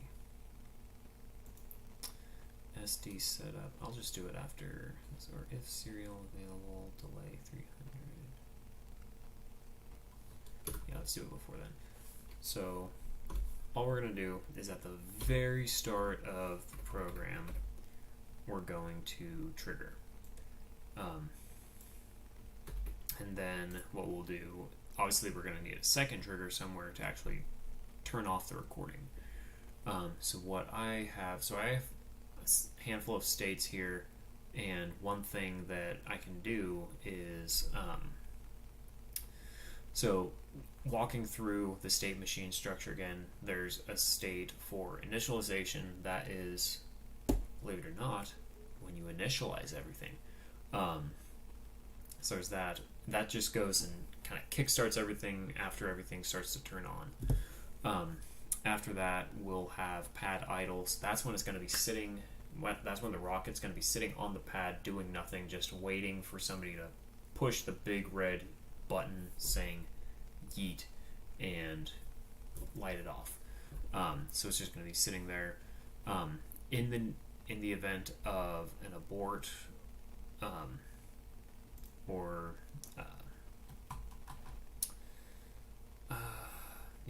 abort or hold or something like that. There's another case right here, so where it's on the pad and it needs to hold. There's one of those. Then there's the ascent case, which that can get entered when you go back to pad idle, when everything is all good to go. And that actually gets triggered right here by so naturally when this rocket is just standing vertically in the z-axis, it's going to be measuring around 9.81 meters per second of acceleration, or meters per second, whatever the crap, of acceleration vertically due to gravity. So when this thing is sitting stationary on the rail, by the time the thing launches and starts to accelerate, that's going to pull at least another half g above normal surface gravity. So what I can do is, with this unit, when it's plugged in and everything, I can basically kind of shake it really quick, and that'll give it that little jolt to trick it into thinking that it's going up. And then from there, we have some other things that also look at like altitude and whatnot to go through. So you've got ascent, descent, landing, landing idle. So landing is when it first touches the ground, and since other parts might be kind of blowing in the wind a little bit, it might kind of drag along the ground or something. Pad idle or landing idle is when all of that kind of wind blowing around has stopped for the most part, when everything is all kind of in its final place waiting for people to go find it. And then shutdown nominal and shutdown remote. Shutdown nominal is just the normal shut the thing down, and and then shut down remote. That's something I still need to deal with. But what that would do is, say the rocket gets stuck in a tree, it's unrecoverable, but we still want to get data out of it. I can go through shutdown remote, and what that'll do is that'll stop everything and then try and transfer all of the information from the flight beyond what was communicated in the telemetry, like the live link between the ground station and the rocket. So like the update rate for that connection is sending data around once per second. Going with shutdown remote, what that'll do is that'll stop everything, go back to the log file, and start printing out all of the data it recorded on the order of like milliseconds per reading. So it'll be a much bigger file, or it'll be a lot more data, but that'll give a much finer tuned set of data if we can't get the rocket back. Obviously, or hopefully, that shouldn't be the case. We shouldn't need anything with that, but good to have it just in case. Aerospace is riddled with redundancy everywhere, so it's good to have it. So we'll have that at some point, and I'll get to that later. So what I might do is, so I have the ground station code working right now, where, say this rocket is in one state, I can send a command from the ground station wirelessly to this to tell it to go to another state. So what I'm going to do is, so this will start recording when it initializes. It'll light up, start recording. So then what I'll do is I will send a command to basically go to another state, which will trigger the cameras again, and then stop the recording ideally. So what we can do is, so if we go to shutdown nominal, let's do camera trigger there again. And what I'll do, I'll actually bump this to like 5-second delay before fully shutting down. So what I'll do is, if I can get my cable really quick.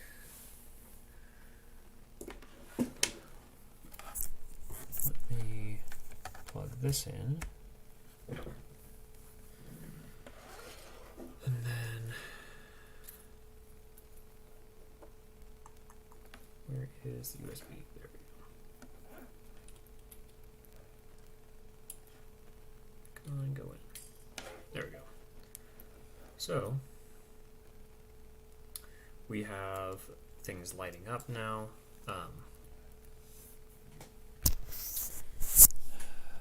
Let's go and actually upload this really quick.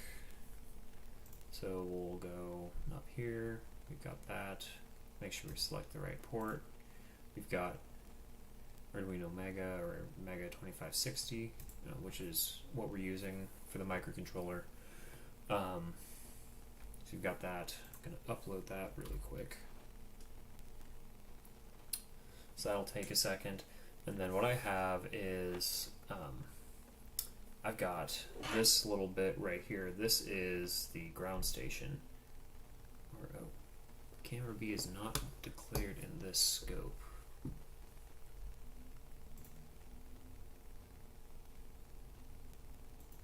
What do you mean? Did I forget to update the other one?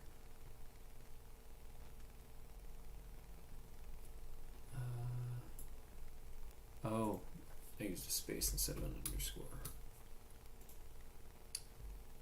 Let's try that again. Alright, so I have this right here. This is the small little ground station. It basically just got another HC12. It's got an Adafruit Metro Mini.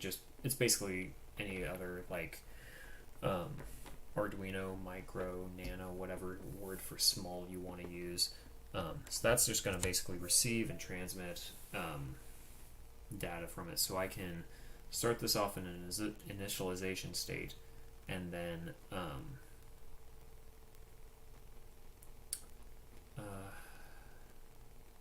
started off in an initialization state, and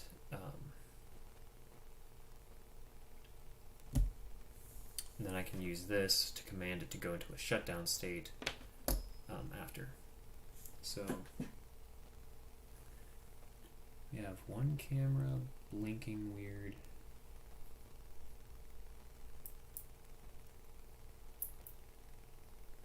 Oh, I think the SD card just wasn't pushed in all the way.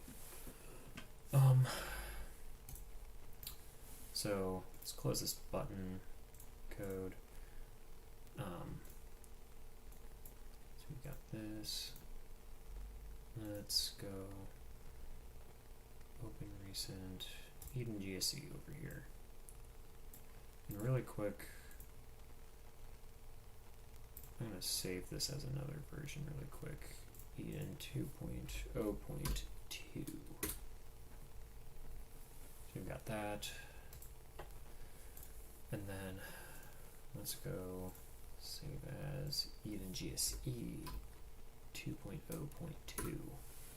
And so we've got that. Tools COM6. So COM5 is the port for this. So for the ground station, there's no changes, no uploading stuff we need. All of that is already done. So what we can do is, if we can just go to serial monitor, what we can do is, so we've got that. And the way I have the code set up is I can type in commands up here, and then it'll transmit those commands to the rocket. So right now you can see we are sitting in pad idle. If you look at this column right here, this shows what state we're in, or like what state the rocket is in. If we wanted to go to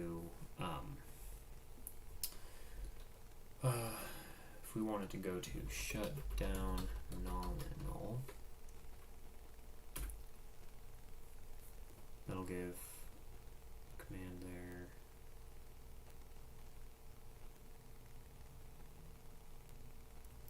For some reason, that one is acting weird.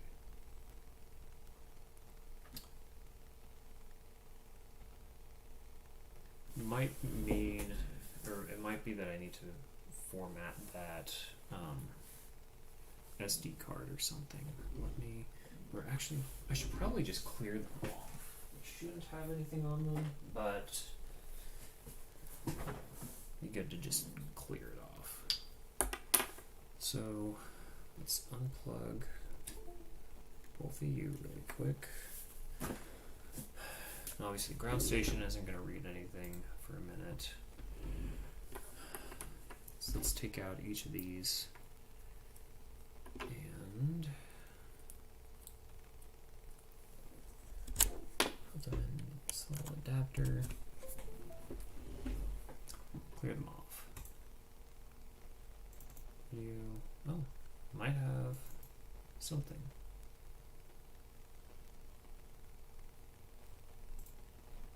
Let's see what this says.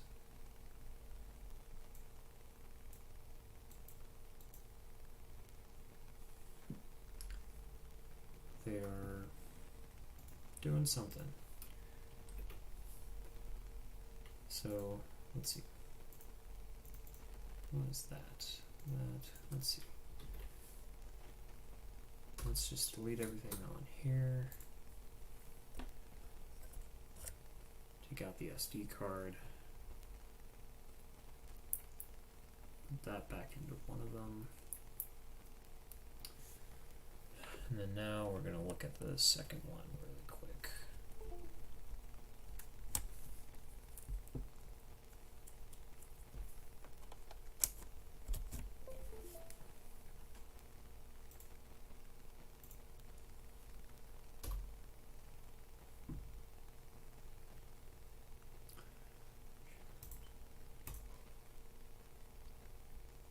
So we've got that.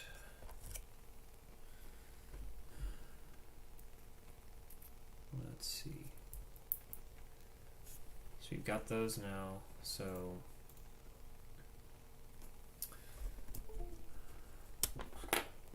let's plug in our ground station again. Open up COM5 so we can actually view it. So it's going to sit, so it's waiting for signal. So if I go and plug in the flight computer now, it should, in a few seconds, start to get something.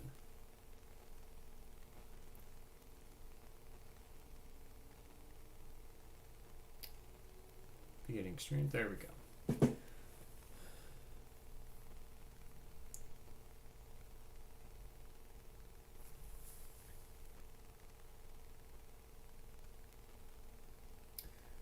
So, for some reason, if you can see the, let's see, or let me see if I can move these a little closer.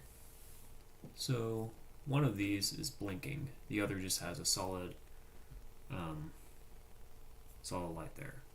My guess is the one that is blinking is probably recording, the other one probably is not. So there might be something wiring related or just stupid code that needs to get fixed with that. But let's see. Let's double check. Let's go back to that code really quick, see if there's anything I messed up.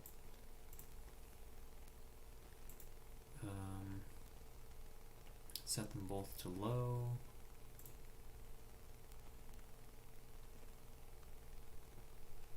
Let's see. So that should be making a video.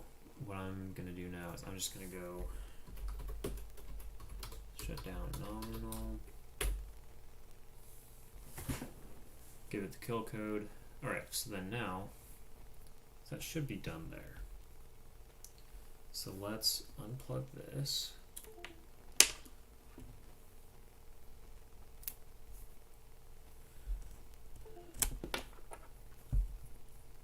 So the one that looked like it was recording, I'm going to take that SD card, plug it in here really quick. Video, 49 megs of stuff. So it's a little dark, but can see, yeah, that is definitely what just got recorded.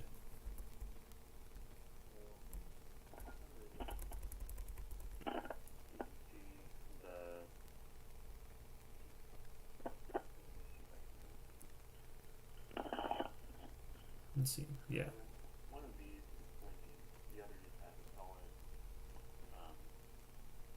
solid light.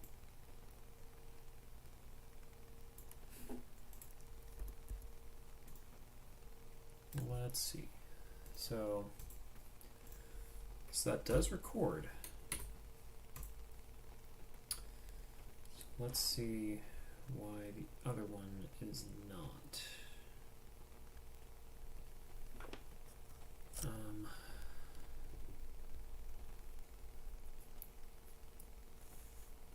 So we've got that one there. I'm going to see if just flipping the lines across will work.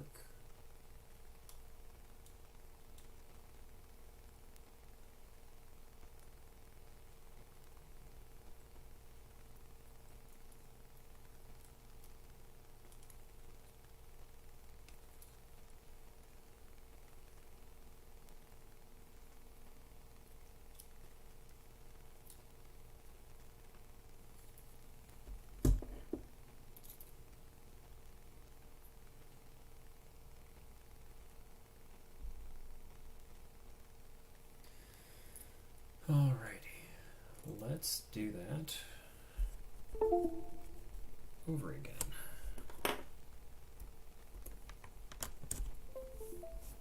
Let's go back to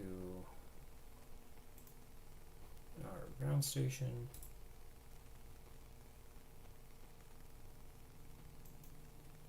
Give it a second. Waiting for signal.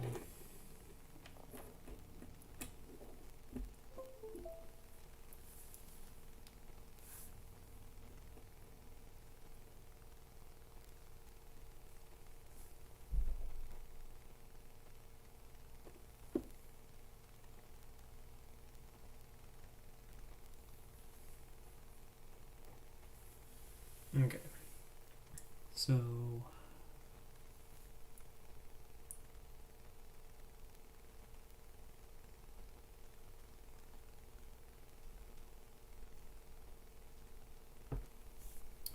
alright, so I'm gonna do shutdown again. Let's see.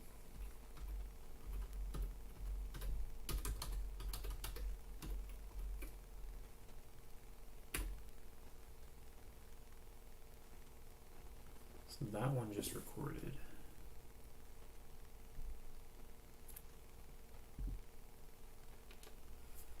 I'm gonna unplug that.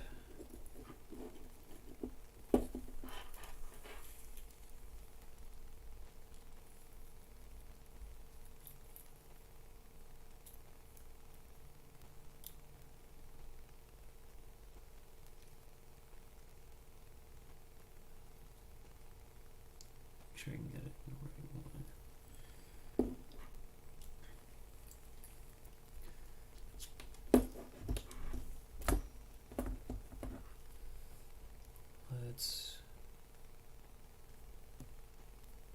Let's see, let's clear this and reset that. So all I'm doing is swapping pins around and making sure, or checking to make sure both units record properly. Okay, so I think I've just got a pin declaration mess up somewhere, because both of them are working. It's just only one at a time, and I'm swapping the pins around. So let's shut that down.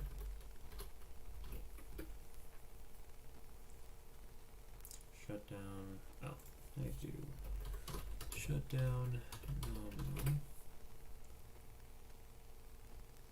There we go. So where am I messing up? 6, 4. Let's see. 6, 1, 2, 3, 4, 5, 6. Let's just do, or crap, let's shut that down again.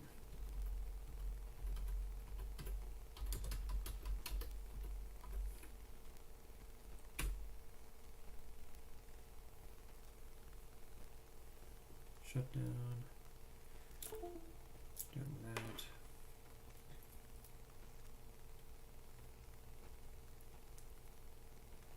Since it's hard to tell which pins are what numbers, I'm just going to do 6 and 8 since I know I can definitely see those.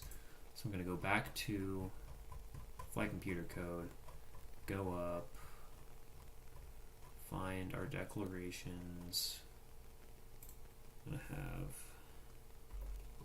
that be 6, and that be 8.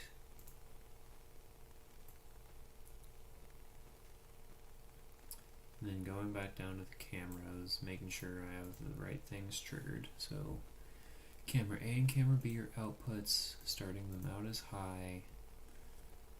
Digital right.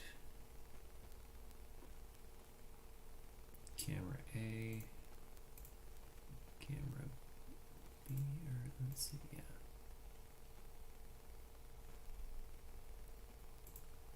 Delay, camera delay, digital right, camera, let's see. Let's try both of those. So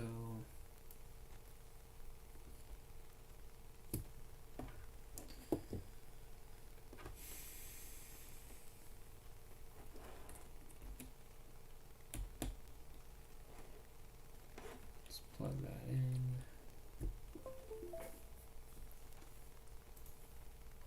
Make sure we have our right one.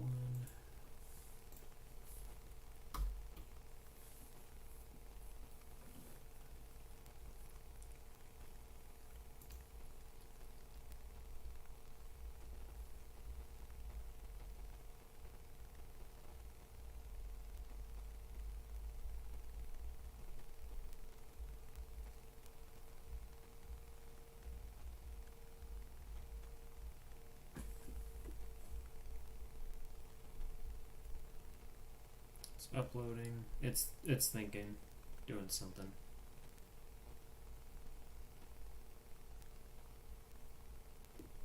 Let's see. Let's cut power to it all. Restart.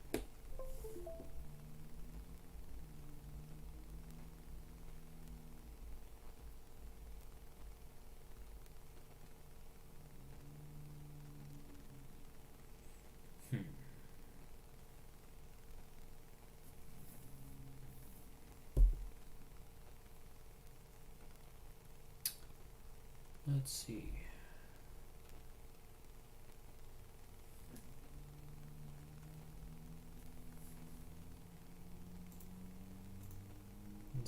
Let's go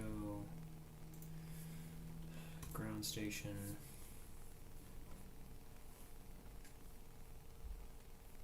Pad idle.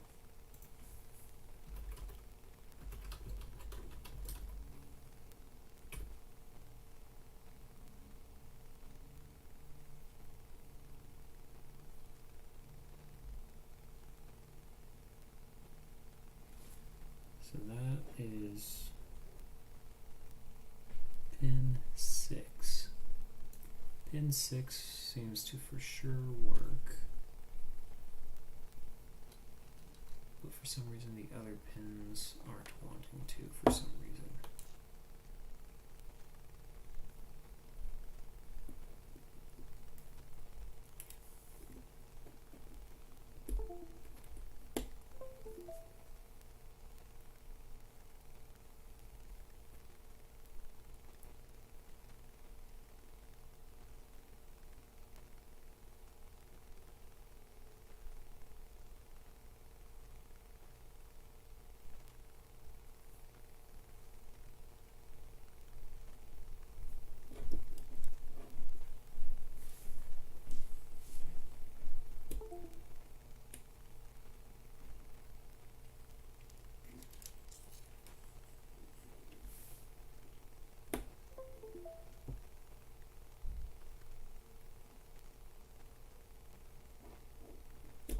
Ooh, let's make sure there's no shorts or anything.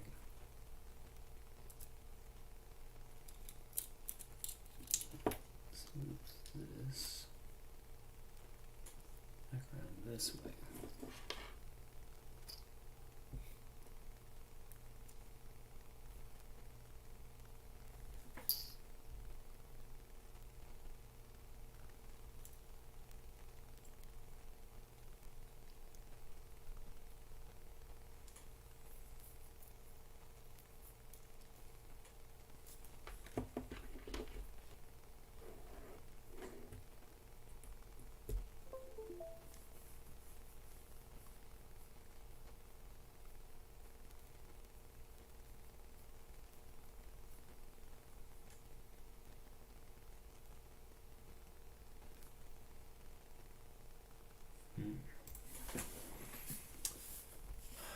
Let's see. Really quick, I'm going to turn the music back on because it's starting to get to that dry part of the adventure of coding.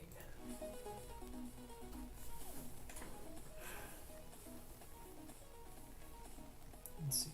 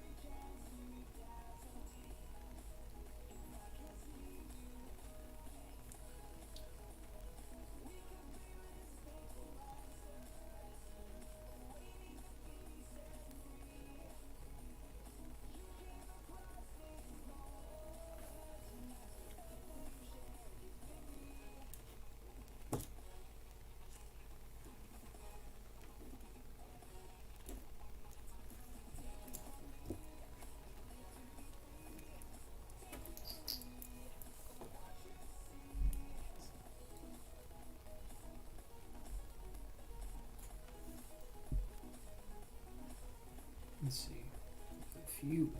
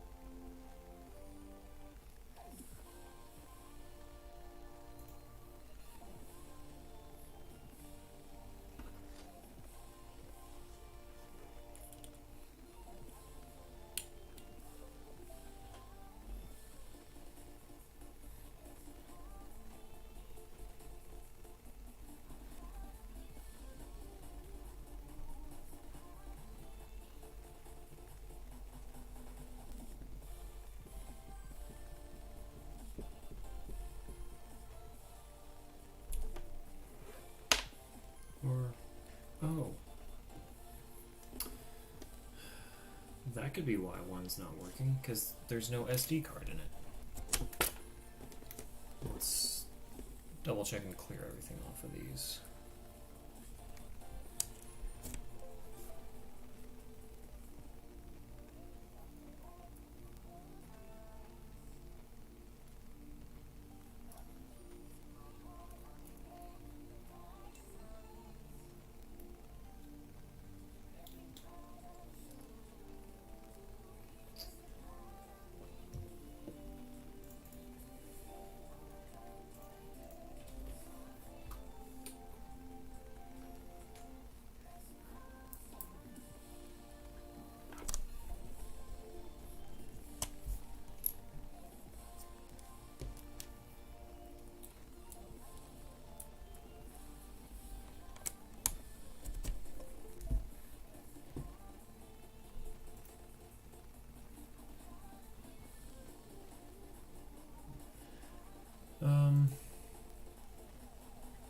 Just saw a comment about any specific reason for the spy camera other than size, just curious. It might be a bit late for that question. I don't know how long ago that was, but I'll answer it anyway. So, the nice thing with this camera is that, or let me pause music really quick. So one of the things with this is that it's like some other cameras. Sometimes you have to deal with. Let's see. Let me move this one wire around really quick before I forget.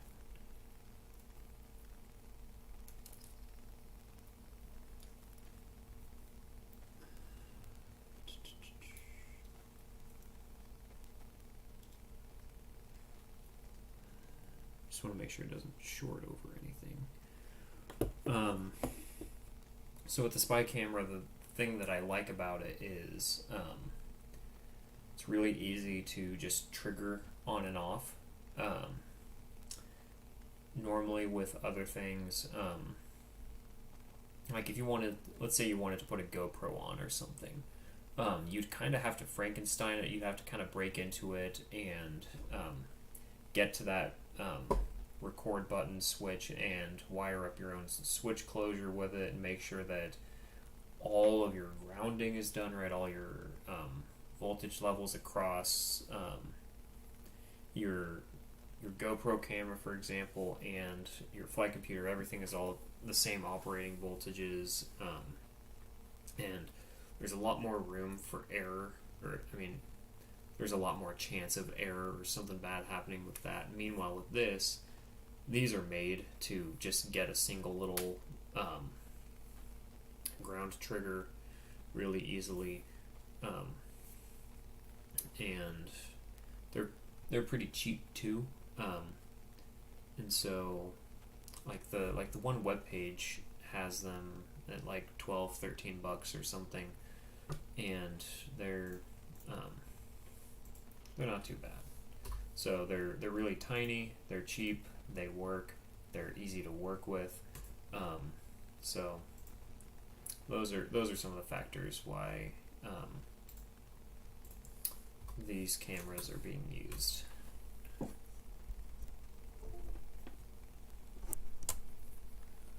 Alright, so we got both SD cards cleared off. I'm not plugging them in yet because I want to keep them empty. I'm going to reassign these really quick and then plug in flight computer, upload.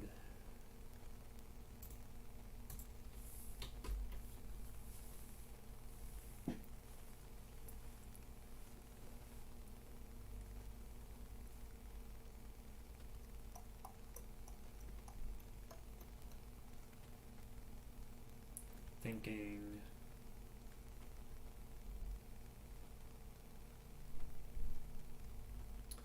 And uploading. Alright, so I'm going to cut the power, plug in the SD cards now.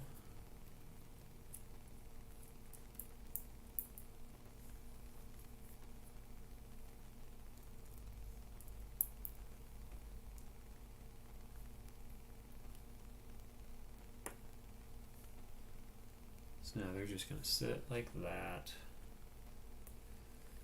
and then I'm going to give it power,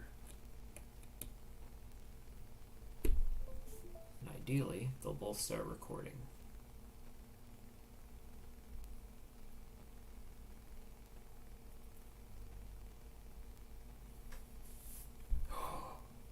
Magic.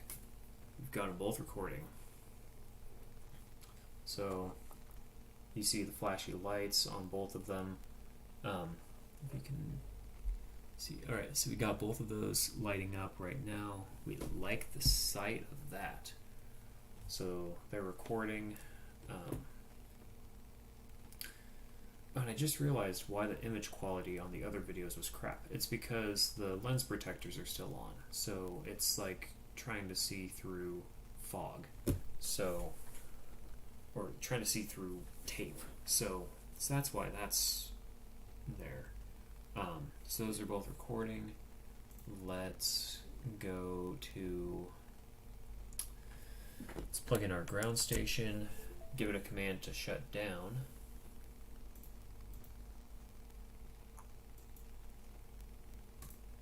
Go there, link up,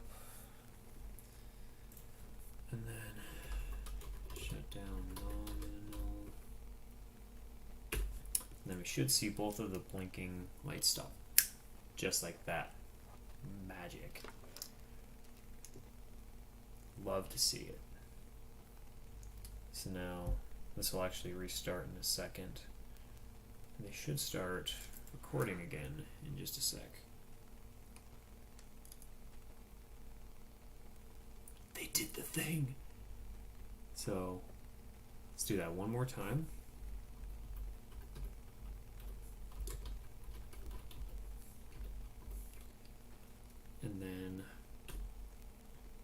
Just gave it the code.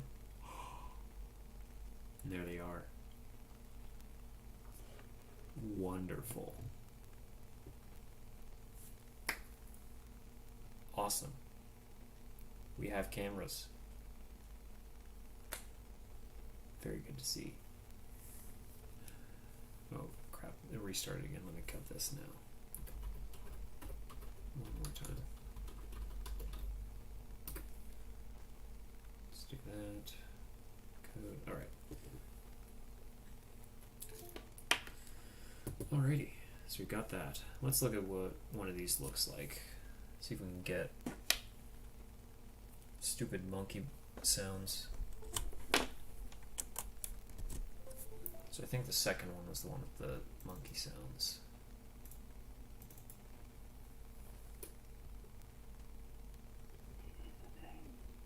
They did the thing. So, do that one more time.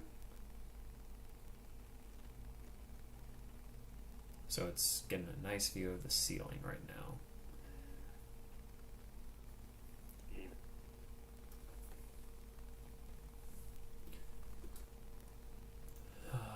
Let's see. Got both recording. So you see flashing lights on both of them.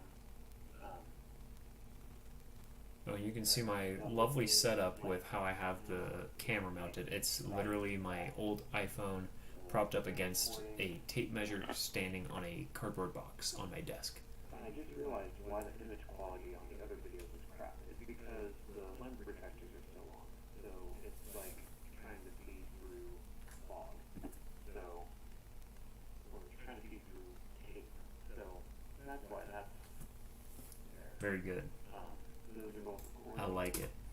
Let's go to So plug in our ground station. we have cameras. They work. So we've got that, and then so since the only time that these cameras really need to run is, or the only time they need to be triggered is when they first turn on and when they're turning off, I think the delay function will work just fine for what I'm doing. In other projects, not quite, but since this is just at the start and I don't want to go and have to deal with all the weird timing and extra variables that aren't really needed, something like this is simple enough, where I just need a trigger at the start and a trigger at the end, and yeah, I think we are good on that.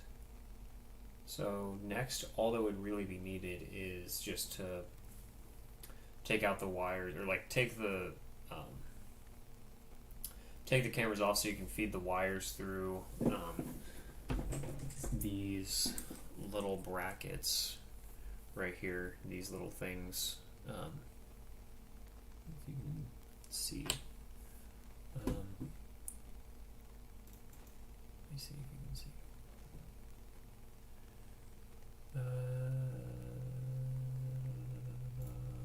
Let's see. Oh, got a comment. Another one. Thanks for answering the question about the camera. LOL. This has been fun to watch. Sure. Cool. Thanks. I was wondering what you were videoing on, and yes, it is my old iPhone 7. Still has a sticker on it that I got from NASA Ames back in what was it? Summer of 2016. That was a while ago. So it's, well, the sticker itself is probably older than the phone, I think, because I got the sticker first and then the phone. But yeah, so anyways, basically all that's left, just take off the wiring temporarily, like just disconnect it, like pull it off of these boards really quick so you can feed them through these little channels right here on the brackets right there. Get those brackets, mount them to the board, get the little lenses and fix them to the sides of the sled. Get the wires, plug them back in exactly where they are. And that is it for cameras, I think, basically. And so I won't go through that extra process of wiring that up and putting the stuff back on the sled, because you don't need to see that. I'm not trying to boost my watch time or anything. It's not like any of this is monetized or anything done like that anyway. So yeah, so we're good. We've got camera wiring, we've got camera code, we've got imagery, we've got sound. We can command it. I think we are good to go on cameras. So it is currently 11 o'clock here, so I think that is good enough to call for the night. So I am going to cut the stream here in a second. Thanks for watching, and I think the next thing, actually, so before I think the next thing I have to do is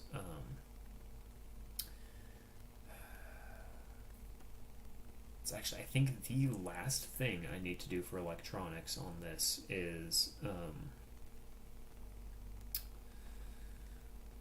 need to put the buzzer on, like a beacon buzzer on this thing, which that'll be super quick and easy. I'll stream that if you guys want, but let's see, yeah, that's basically just a buzzer, programming it to do different tones for different things. So like when it's on like pad idle state, it'll just be like beep beep beep beep, just something simple. Or when it's in a hold case or shutting down, it's nothing. Or when it's flying, it's doing whatever. Or well, the biggest thing for the beacon is so say let's say some stupid 7-year-old named, let's call him Timmy. Say Timmy decided to go and run out into a cornfield, like a corn maze or something, and has no idea how to get out. Now you have to go and try and find Timmy. You have to go and run through, find wherever the crap he is. It is going to be way easier if you can call out to him and say, Timmy, where are you? And then he'll say something like, I'm over here. If you can hear the destination that you're going to, that makes it way easier when you're trying to navigate through wherever the crap it is, because where this is going to fly, it could be around some trees or bushes or something, might drift a little far away. So recovery might be a little bit, so we're gonna have to go find the thing after this flies. So it'll go up, head sideways a little bit in the breeze, kind of trail down with the parachutes, and so we have to find it. And so with the beacon, the buzzer can basically give just a giant loud sound, so that as we're going, trying to look for it, slowly start to hear this like annoying beeping sound and say, oh, there's the rocket, let's go that way. And so do that and eventually help find the rocket.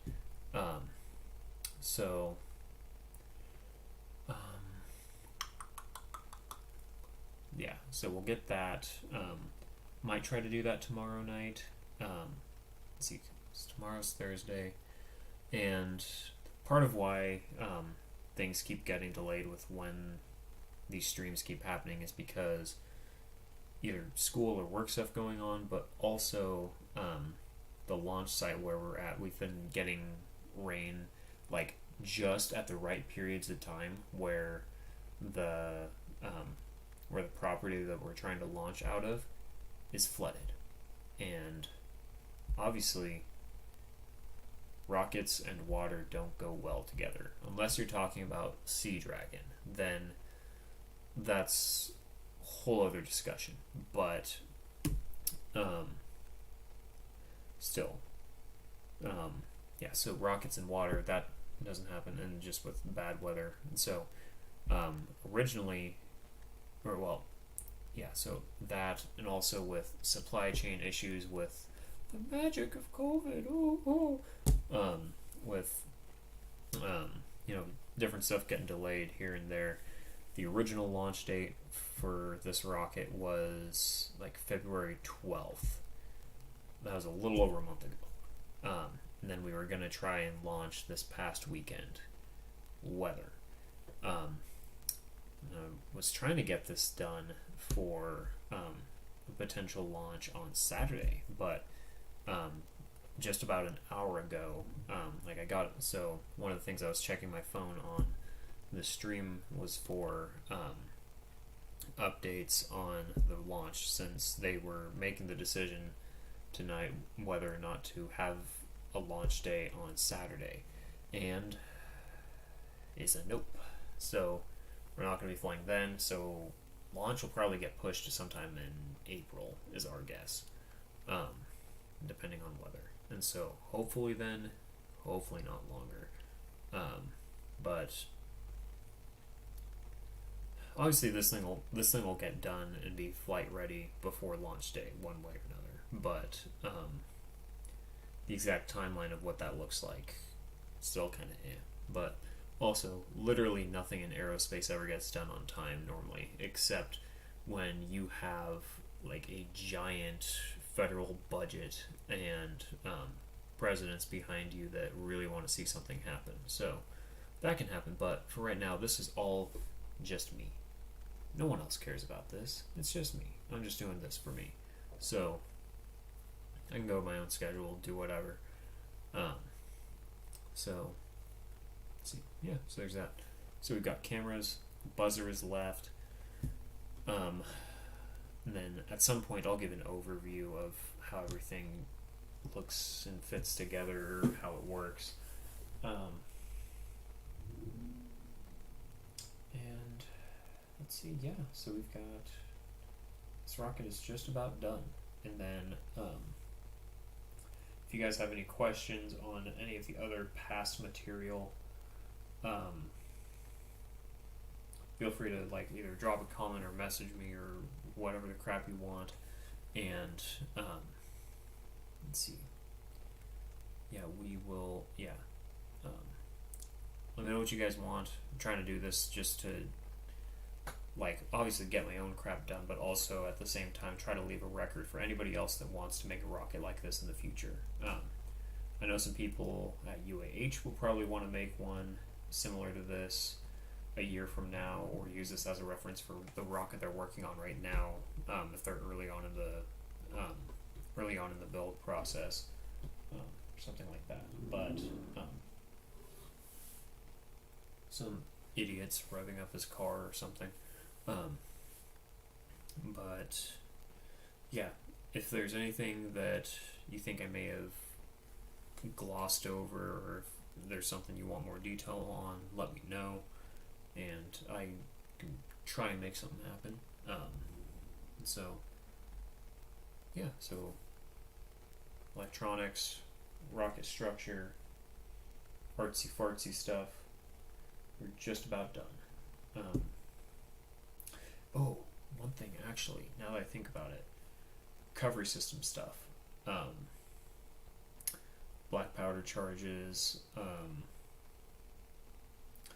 black powder charges, setting up shock cord, parachute lines and everything.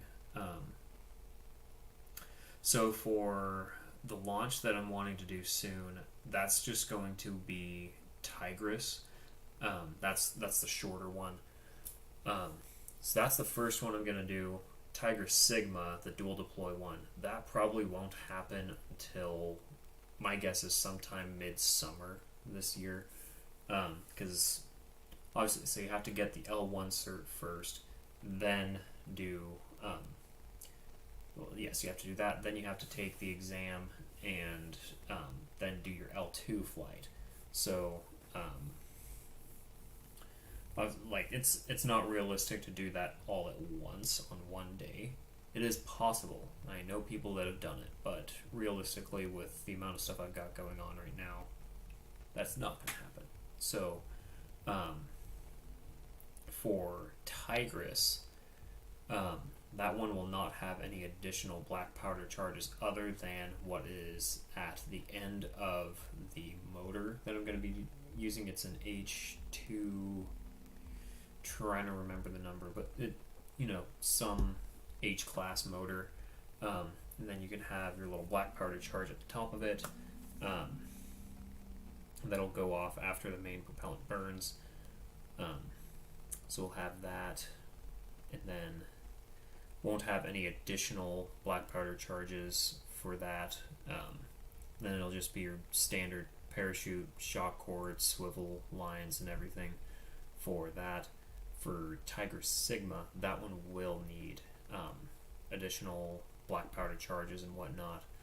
And then obviously testing for that, so doing some ground tests, basically blowing the thing apart and making sure it can actually separate while it's in flight.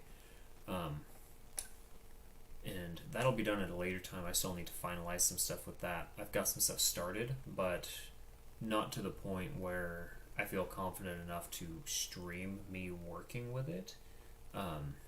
So we'll wait a little bit on that. Yeah, so that'll be late spring, early summer, hopefully. Also depends just on how work and school are at the time. I might be getting onto a new research project that'll definitely be very hectic, very high energy. So that might happen, that might push that out, but at least the main structure of everything will all be done.